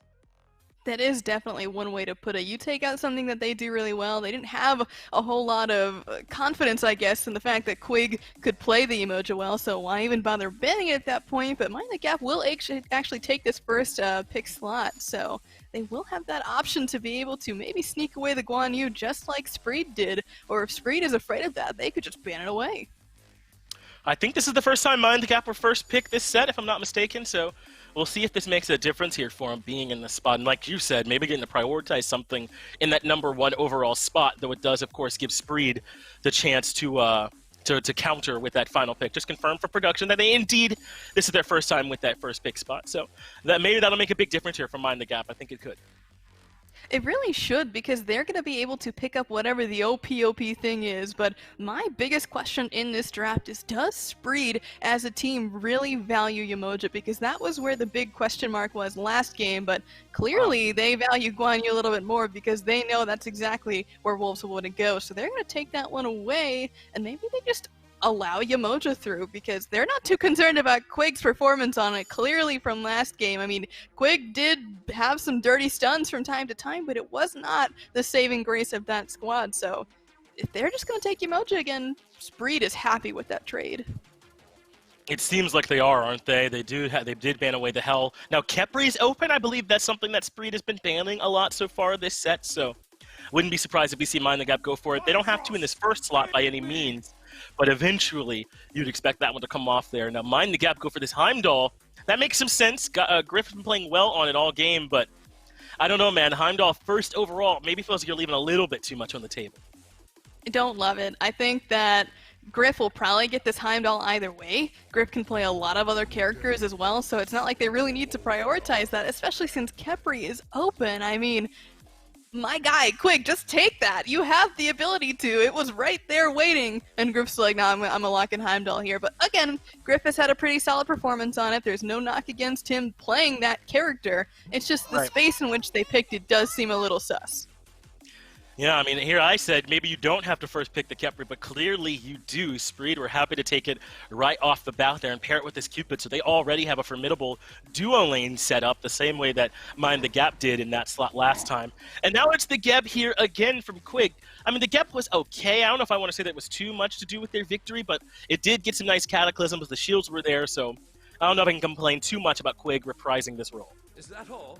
I agree with you. I think that it certainly did have impact. It wasn't a total bust there, but they are going to be giving up a pretty solid amount of dual lane pressure to a Kepri Cupid, which can be quite dangerous. It's really going to depend on whatever layer selects here, if he is going to go for this Achilles or if he's going to hand that over to Wolves and pick something else. But at this point, they're just flexing. They want to know exactly what Spreed is up to before deciding where that Achilles is going to go. And we forgot to talk about Persephone, I suppose, and that's a character that exists in this game. And with Spreed having playing so well in the solo last game, giving him Persephone when he's already on a tear, ooh, it's a little rough. I don't know, I mean, right now, I mean, Mind the Gap are going to do something pretty impressive with these last two picks, because it feels like Spreed are way out in front with the Kepri, Persephone, Cupid. They've got a top-tier hunter, just flat out the best mage, and a really solid guardian already, so it's going to put Mind the Gap in a really tough spot. Now, what Layers picks can certainly still make a big difference here if he wants to go back to that dual role. It's something that allows him to set the pace from the beginning. He tried it with the Odin last game. It worked initially, but then it fell apart. He needs something that can go a little bit longer this time in that jungle role. I agree with you there. Honestly, he could go back to the Thor. Achilles is not bad because it does sort of neutralize the Kepri effect in terms that executes go through Kepri ultimate, but no Hunbots on the table. I mean, neither side, in theory, has picked a jungler quite yet, so I'm not surprised to see that's kind of where the focus of these bans is somewhat, but Camazotz here. This is an interesting selection that we haven't seen for a little bit. He's not a very popular god right now, but he does bring damage and safety, which is something that people really do need in this kind of meta. Yeah, and that might be all that he brings is the damage and safety. And sometimes it's more than enough, right? If there's someone back that you really need to dive. Not unlike a new Wa. She doesn't have that Fire Shard's ultimate. She's kind of just stuck for Camazotz. He can swoop through the fog pretty easily as well. I'm not saying that New Wa can't work here for him. It certainly can for Crimson, but I do wonder if it's maybe not quite as good as you'd want into this Camazotz. It is pretty concerning right now because there's not a whole lot of area damage on Mind the Gap. They've got the Cataclysm, they've got the Horn from Heimdall, and other than that, you know, the Fog. But they are severely lacking that big circular ultimate, some kind of area control like Cupid and Persephone have, and Robin doesn't really bring that either, so they've got to be really careful how they play in the jungle because, especially if you're getting limited to a corridor or two, get stuck in Fields of Love, get stuck in Tangling Grasp. Those are all incredibly dangerous to fight with in the jungle. And yes, they do have the cleanse from the Geb, but one shield might not be enough. Well, King Arthur's the last pick, so now this dive pressure is absolutely here between the Camazotz and the Arthur. Now, Nuwa has great peel on the ground, right? I mean, she can drop down the Clay Soldiers, the explosion gets her out of there in most cases, and it'll work, but if you're being sent to Camelot or Avalon, or perhaps Camazotz is up in the air, then this Nuwa might have a few more troubles. It just really depends on how Crimson is timing the way he's using these abilities. Yeah, they certainly have picked a very high execution draft over for Mind the Gap, whereas Spreen can kind of like just chillax, man, and play some Smite, and clearly they did that last game. They finished it up in 19 minutes flat, and by all means, this draft is convincing me that they are going to have the easier time with it, and that doesn't mean Mind the Gap isn't capable of winning this. They certainly are a very great team, but oh my gosh, this draft is just nuts from Spreed. Yeah, I think I'd make the argument that Spreed have 7 lives between the Rez and Persephone fighting when she's dead. Mind the Gap, we got to find a way to get through all of that. Blazy Bard and Gormizer, though, will be the ones that take us to the answer. That's right, Finch. Thank you very much. Now, listen, Gore. I'm looking at this Nuwa, and I'm looking at Spreen on this Persephone, and I'm thinking mid lane's gonna be pretty spicy this game. Yeah, I'm excited for this. I think Spreed, though, I mean, Finch called it 7 lives. I'm gonna go ahead and say 8. I feel like even though Camazotz doesn't necessarily revive himself, Bat Out of Hell gives him a renewed lease at life, depending on how he uses it, and he has such sustain that he's not gonna be too worried, I think, about the pressure that's going to be coming through. That's the biggest issue I have with Mind the Gap. I mean, it's spicy. A lot of what they have, it can be fun and can look good if they get ahead, but there's so little window to work with, right? I mean, let's say Blugan gets a res off, Gaijay gets some heals off, Spreen goes into his passive, and SOT gets heal. Like, there's just so many things that can keep Spreed going in a fight that I think it's going to make it difficult for Mind the Gap later on. So ideally, you want to do to Spreed what Spreed just did to you, win with 3 times the amount of kills in sub 20 minutes to make sure things are pretty solidly in control. Yeah, for sure. It's going to be a difficult time. I was honestly thinking Mind the Gap might go for a Thanatos here to try and deal with that insane amount of distance that Spreed can cover, and the area coverage might be easier to negate when you have someone who can really shut down Blugan and whoever he chooses to ult. But, you know, I'm not a huge detractor away from Layers, who's actually going to blink in here in the mid lane. SOT might find himself in some trouble, but he's going to turn it right back around. Layers going to get punished for his insolence there. SOT blowing him up. Man, and this is that time that, honestly, you want to be Robin. The early game is where he's going to feel the most prominent. I think level 3 is really where we give him a lot of those levels, and now having to go back early, not enough farm to really get anything. Spins the 600 to get the tier 1 boots there. So a little bit of movement speed, but that's not going to give him a whole boost of anything going forward in this game right now. And on the other side, I'm looking at Heed, King Arthur, and SOT. That's a scary place to get your first kill. Yeah, more Wolves looking like he's number 2 on the menu. Listen, I said last game about Spreed having that strong mental, right? Like, they took it on the chin in game 1, came back looking strong in number 2.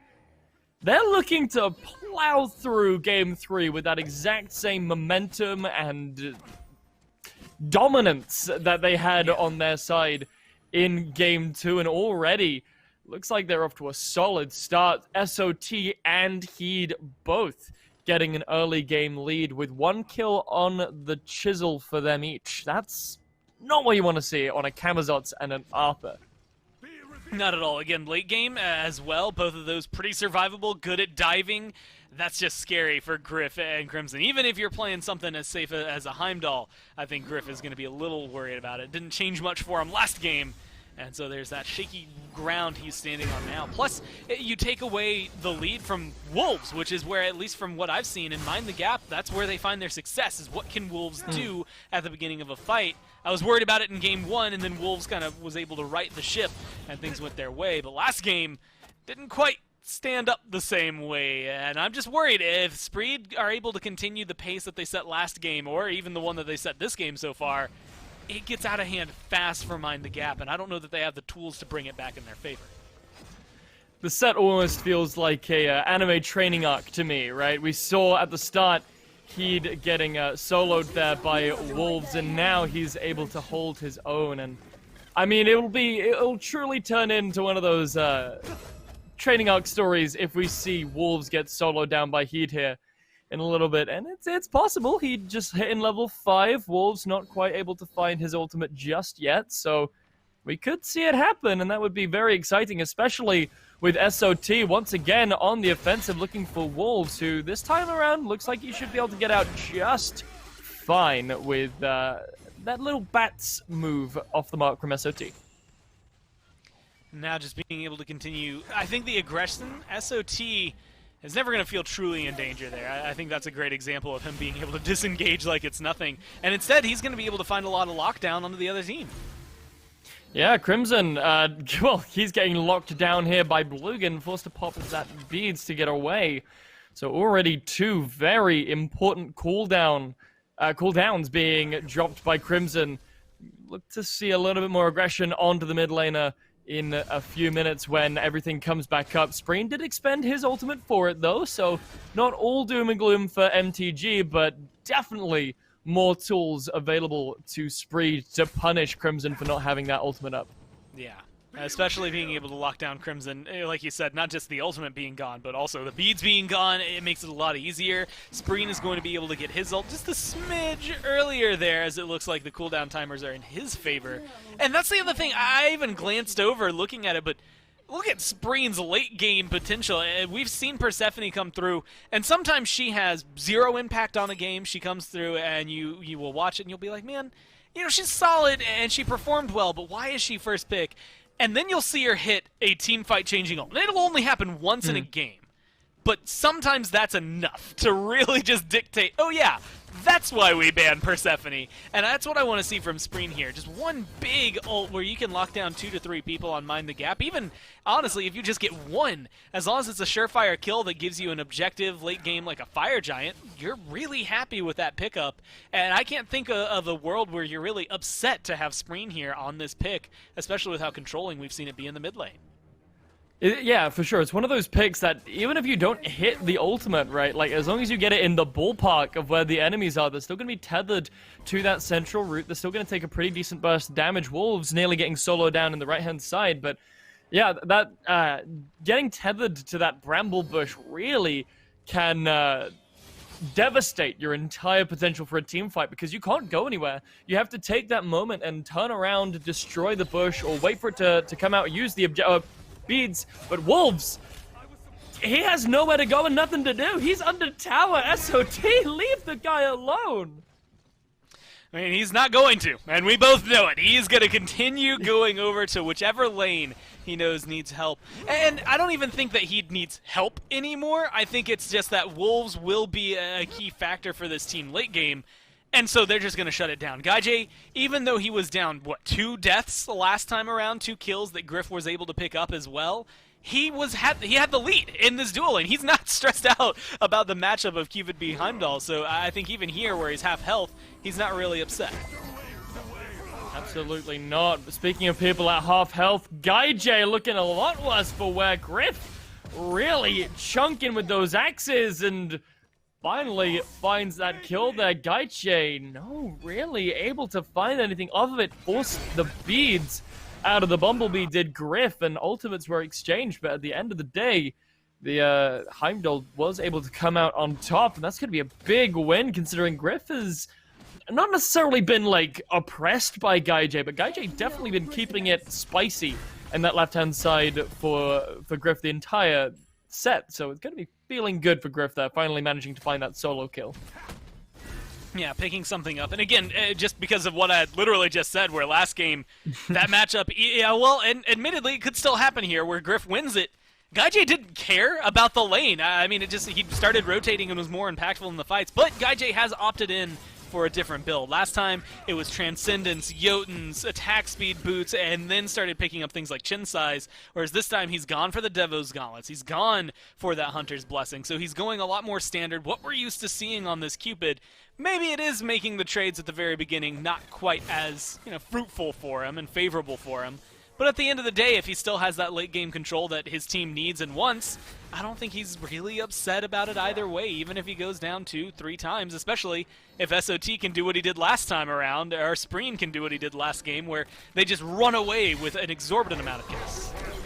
Well, running away, that's Quig's main thought at the moment as well, is able to just about get into that CCI form away from the Bramblebush, pulling him back in, so very lucky escape there for Quig. But going back to what you said, I would love for us to be talking about this and then see Gaiche pick up the reinforced Greaves just to spite us and say, I'm not going for the normie build. Leia's coming into this left-hand side now, uses that ultimate and the overhead kick. That's exactly what you want to see from your Raven. That's exactly what I was talking about earlier with the overhead kick being so good at both Spreens and Cupid's ult, and Quig is rolling into trouble this time around. Last time he got out with that boulder form, but this time could be in a bit more trouble, but SOT getting turned around on now, though. The rotation from Raven is going to be good as well.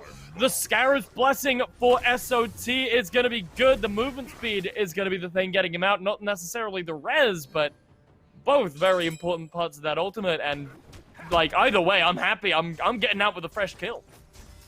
Yeah, maybe not the most important kill you could have gotten, but either way, shutting Quig down early on, letting Blugan get a small lead, and just showing that you are willing to dive a tier 1 tower 10 minutes in is perfectly fine, I think, here. Spreed just kind of flexing on Mind the Gap that time around. No help for Gaiche as of yet. I wouldn't be surprised if maybe SOT makes his way over there, but none of the timers have been on his side. Even now, he's getting that blue buff, so if Gaiche wants the help, especially now, like a level and a half, 2 levels down, I think it's worthwhile coming over here, especially to shut down the Heimdall.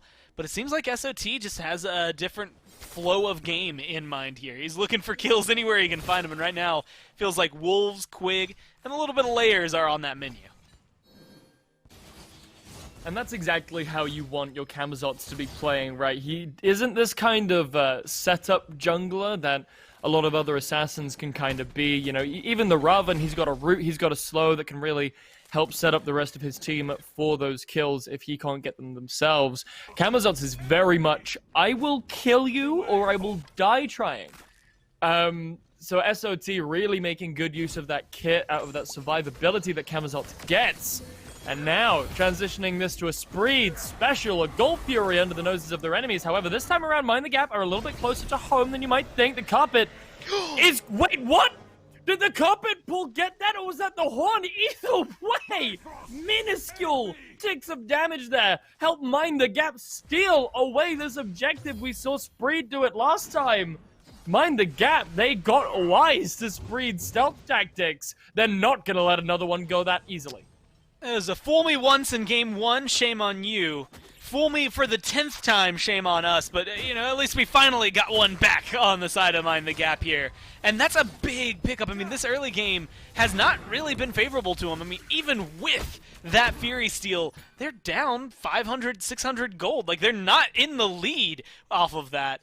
And that just showcases how heavily ahead Spreed was earlier and how much they're going to continue controlling this game if they can continue that route. And I'm looking back towards that Camazots, back towards that Persephone. Got to be a little more careful around the objectives, but I don't think they're too stressed. Absolutely not. No, layers should be on the menu here. He should be a quick pickup, but actually Wolves off the mark, and now Pacific coming around the corner, double stun from Heat. He's gonna devastate the health bars and Mind the Gap, and now swooping through the sky. Layers is gonna be the next one on the menu. Batman in his hair. Na. Get in my stomach. Layers falls. And now this tower could be the next one. I was just about to say how important that Gold Fury could be for Mind the Gap's mental state coming back into this. But after that engagement, it could be at the complete opposite. Griff tries to find Zygon to Guy J on the left-hand side to make up for it, but Spree take the double kill, and now the Pyromancer as well. And it's an old adage in Smite, but once the Fury is down, solo lane is open for business. You don't have anything to worry about on that left-hand side of the map in terms of neutral objectives, so get aggressive. Go for the fight. Get the tower, get the kills that they have now, leading 6-2. Plus, you get the Pyromancer. That lead that was only 600, not necessarily a lot, has now jumped up a ton here in favor of Spreed. And that was just a good engage that comes down. I mean, being able to walk away from this, the juke right there, I think enabling it. Dodging that execute and walking right back in gives enough time for Spreed to walk over, for Spreen to walk over and find that ult. And then it's just tatters from there. I mean, there's nothing you can do with Mind the Gap. Getting locked down in a narrow corridor in the jungle by the mid laner, that's just serving up kills on a silver platter. Really well executed by the team, and a great rotation. Good timing on their part as well. He saw the code in the Matrix. You could see it running through his eyes. He dodged to the left and then led them straight into the ultimate. Then they lined up for him, was able to get that double stun. Absolutely beautiful. Griff now under some pressure on the left-hand side, but oh my goodness, look at that! He was there waiting for him! I thought it was out! The Bifrost is the most annoying escape tool for a jungler trying to chase down that ADC, but Heed waiting for him. I didn't even know he was there, Gore, and now he's in the mid lane. Quig gets caught out by an unexpected trip to Avalon, but Heed is just hanging around now. Quig not really under too much duress, but how did he get there? Why was he there? Huh? He wanted to be. That's all that matters. Is where he wanted to be there, and no one's gonna stop him. This King Arthur is 2-0-3. Good luck trying to tell him where you want him to go on the map. He's gonna keep going here. Yeah, Quig. I mean, I said it was safe a minute ago, but Spreed were not happy with that assessment. They're gonna keep on going in. SOT's gonna eat a big chunk of that, and I mean, the Fire Shards would have finished him off if it wasn't for that wonderful revive there. SOT should be able to make it out on the backside as well, whilst Wolves is getting pulled away by Blugan, but he's going to get his revenge. But Blugan gonna get double revenge. Bugfather murder there onto his assailant. That sun rolling through, and that tick damage is going to be good enough to pick up the solo laner. And I mean, listen, any game where your Khepri is getting a kill like that, it's not even just like an automatic win, right? But like, that's gotta hurt upstairs. Oh yeah, I mean, being able to, look, everything that happened in that fight is gonna hurt, right? I mean, you're looking at Heed literally not caring about what your team is doing because he knows he's going to be fine. It pays off for SOT, who gets out alive from that engagement, even though you felt like you had him locked down. You haven't gotten to kill off this Persephone yet. And while all of the fighting is going wrong for your team in mid, Guy J ignores Griff completely and just takes a tier 2 tower while all of that is going on as well. Like, if you weren't already ahead, you weren't already winning the fight by 3 times the amount of kills, you now have the gold lead so heavily because their carry has just kind of buckled down and done what is needed to be done out of him over there. You might lose Blugan in the process. That's always going to be fine. Khepri is perfectly okay trading himself out for what feels like literally everything Mind the Gap would have had going for them in that fight. And Spreed are going to take that extensive gold lead and look to extend it even further. Oni Fury now. Mind the Gap either don't know or don't care enough to be there, or maybe just choosing the correct play and not wanting to contest it against 4 players. Oni Fury is going to go the way of Spreed, and I don't know about this score. It's looking very dire now for Mind the Gap, who looked so strong in the first game, and now back-to-back, game 2 and 3 have been looking rough. What is the play for MTG here? What are they looking to do to come back into this? Honestly, it's just try and buckle down and find certain picks. If you're Wolves, you haven't really been a big part of this. You're 1-4. Same thing for Layers. If you can get into these fights and find a clean pick instead of going in like this where it's a 1v4, that's where things are going to have to change.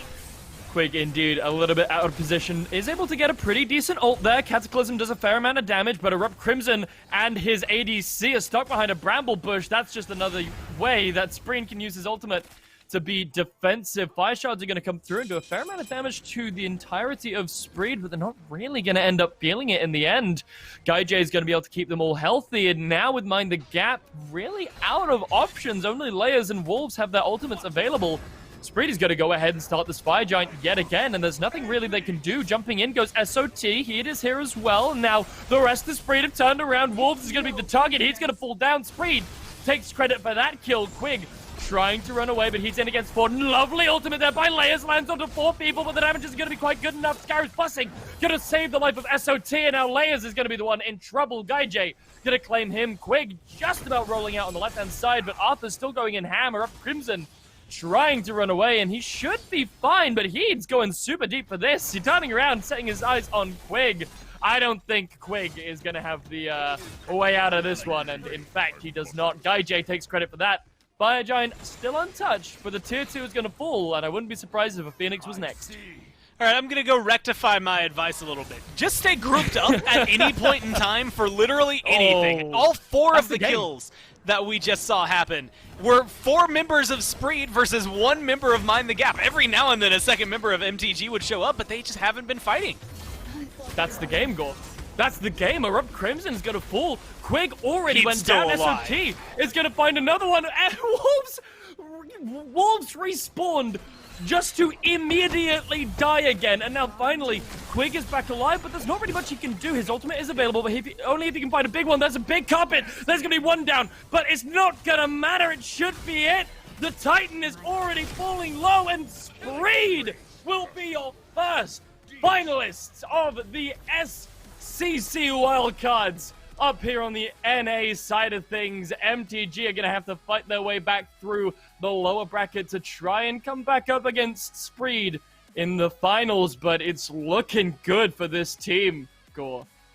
Wow. And, you know, they just have so much to worry about. I see a 6-0 Camazotz, and theoretically, that's all that should be the talk of the town. But I'm looking at Heed, that 2-0 and 11 assists on that King Arthur just was such a disruptive factor. They didn't have a way to handle him, and that opened up so much space. I mean, you know, I was saying maybe don't go in 1 by 1, but at one point, 3 people are trying to kill Heed. 1 person's trying to get to the Fire Giant on MTG, and they don't succeed in either of them. They aren't able to get to the Fire Giant or to get rid of that solo laner. King Arthur ends up going undying, and it just feels like it all crumbles. They didn't have a game plan to execute against what we saw out of Spreed.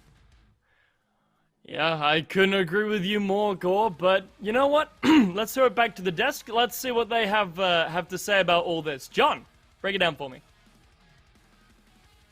Yeah, I'd be more than happy to, Blazy. What a game there from Spreed. What a set from them, right? And unfortunately, I hitched my wagon to Mind the Gap. They could not quite figure out a way to do it, but you know, Larmy, you knew who was winning this one, was with Spreed all along, and they managed to close this one out. And really, as soon as SOT started playing real junglers, this set stopped looking close, didn't it? It feels like they kind of hampered themselves back in game 1.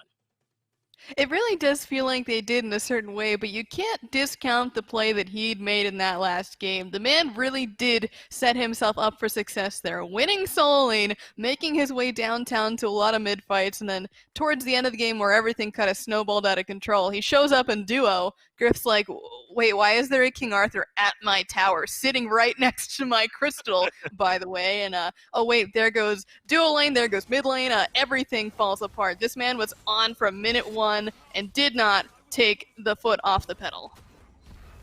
If mid lane's downtown, I wonder where uptown is. We can settle the map of Smite later on, I suppose, then, Lurby, because you're right, man. He'd had a great performance here, and I thought King Arthur was done for when Gladshield got those changes, and he was out of the meta for a while, but he has come back with a vengeance, hasn't he? Stone of Gaia has been a big item for him, and he's just so difficult to deal with still with how good his ultimate is, and it really set up for Spreed to have a great game here this time. But their draft was just better from the beginning, wasn't it? I mean, they had Kepri reses that were letting Solar Troll do whatever he wanted to. He was diving tier 2s early on in the game. They had Persephone during Grasp of Death from off screen.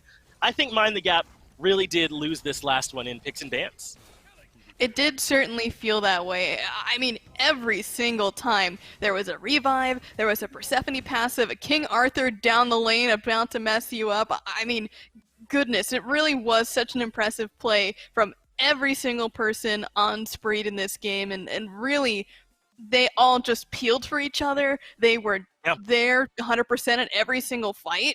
This was the best game of this set by far. Just for these guys in particular. Mind the Gap, they've got some work to do if they do want to come up back through that losers bracket to face them in the finals. The only good news for Mind the Gap is they've 2-0'd everyone else they face, so at least historically it looks like they've got a good chance to make it back. But going into this one, I said that Spreed had 7 lives, essentially, but I think Gore was right when he said that there were 8, man. Solo or Troll up in that ultimate was untouchable, actually, legitimately, and there just wasn't much that Mind the Gap could do to try and slow them down. You can kind of see it here in the player damage charts as well. 7k from Layers, 7k from Griff, who's been playing well all day. They just didn't quite get to do what they normally do, as opposed to all the damage from the Solo and Jungle from Spreed. It really did seem like it because Griff was handling his lane really, really well. The Heimdall's a pretty solid pick for that guy, but one guy cannot control the pace of the game, unfortunately. So they've got to do a little bit more work here. Back to the drawing board on the drafts. They've got some picks they really need to understand where the priority is at because Khepri is obnoxious. There is a reason that character did not make it through in games 1 and 2. But listen, the biggest storyline for me now with Spreed making it to the final with a 1-game advantage is that Guy J and SOT, they want some revenge, man, up against these SPL teams. They want to make their way back and go, oh, you guys don't want us around? Well, then we'll come in the other way and just get it done. I think that this would be the best storyline if they were to make it, or Mind the Gap on Console Boys make it. Whichever way, man, I cannot wait for the end of this day till we see which team is going to be lining up against the best of the best here in the SPL, because we've clearly got some tough teams. Now let's take a look at the path that was already taken here by Spreed and that Mind the Gap we're now going to have to take to make their way back up. It was Winter Dogs, the Andenster-led squad, that made their way through. So that will be the next match. We'll see Mind the Gap or Winter Dogs fighting for the chance to go back up and fight up against Spreed. Now, up until this point, Winter Dogs has not yet played Spreed, so if they played, that would be the first time. Obviously, if Mind the Gap get through, it would be a rematch. So here's the schedule that we're going to be looking at here today. Remember, back in Europe when Beltsep won it all up against a really good-looking Snake Pit roster. Now, Spreed are trying to do the same thing here in North America. Lermy, do you have a read on this next set here in Mind the Gap up against Winter Dogs? Any idea, any thoughts on that one? It's going to be really tough, right? Because Mind the Gap are all about this slow-paced kind of, we're going to play the team fight style gameplay, but Winter Dogs are the exact opposite. They turned the pedal to the metal minute 0. Picks and bans, they're picking everything early game, and they just run at the enemy jungle, consistently invading, things of that nature. So if Mind the Gap can contest that, then by all means we could be seeing Mind the Gap move on and face in for a rematch. But if they don't have the response, then Winter Dogs are going to be the ones heading on forward to face Spreed.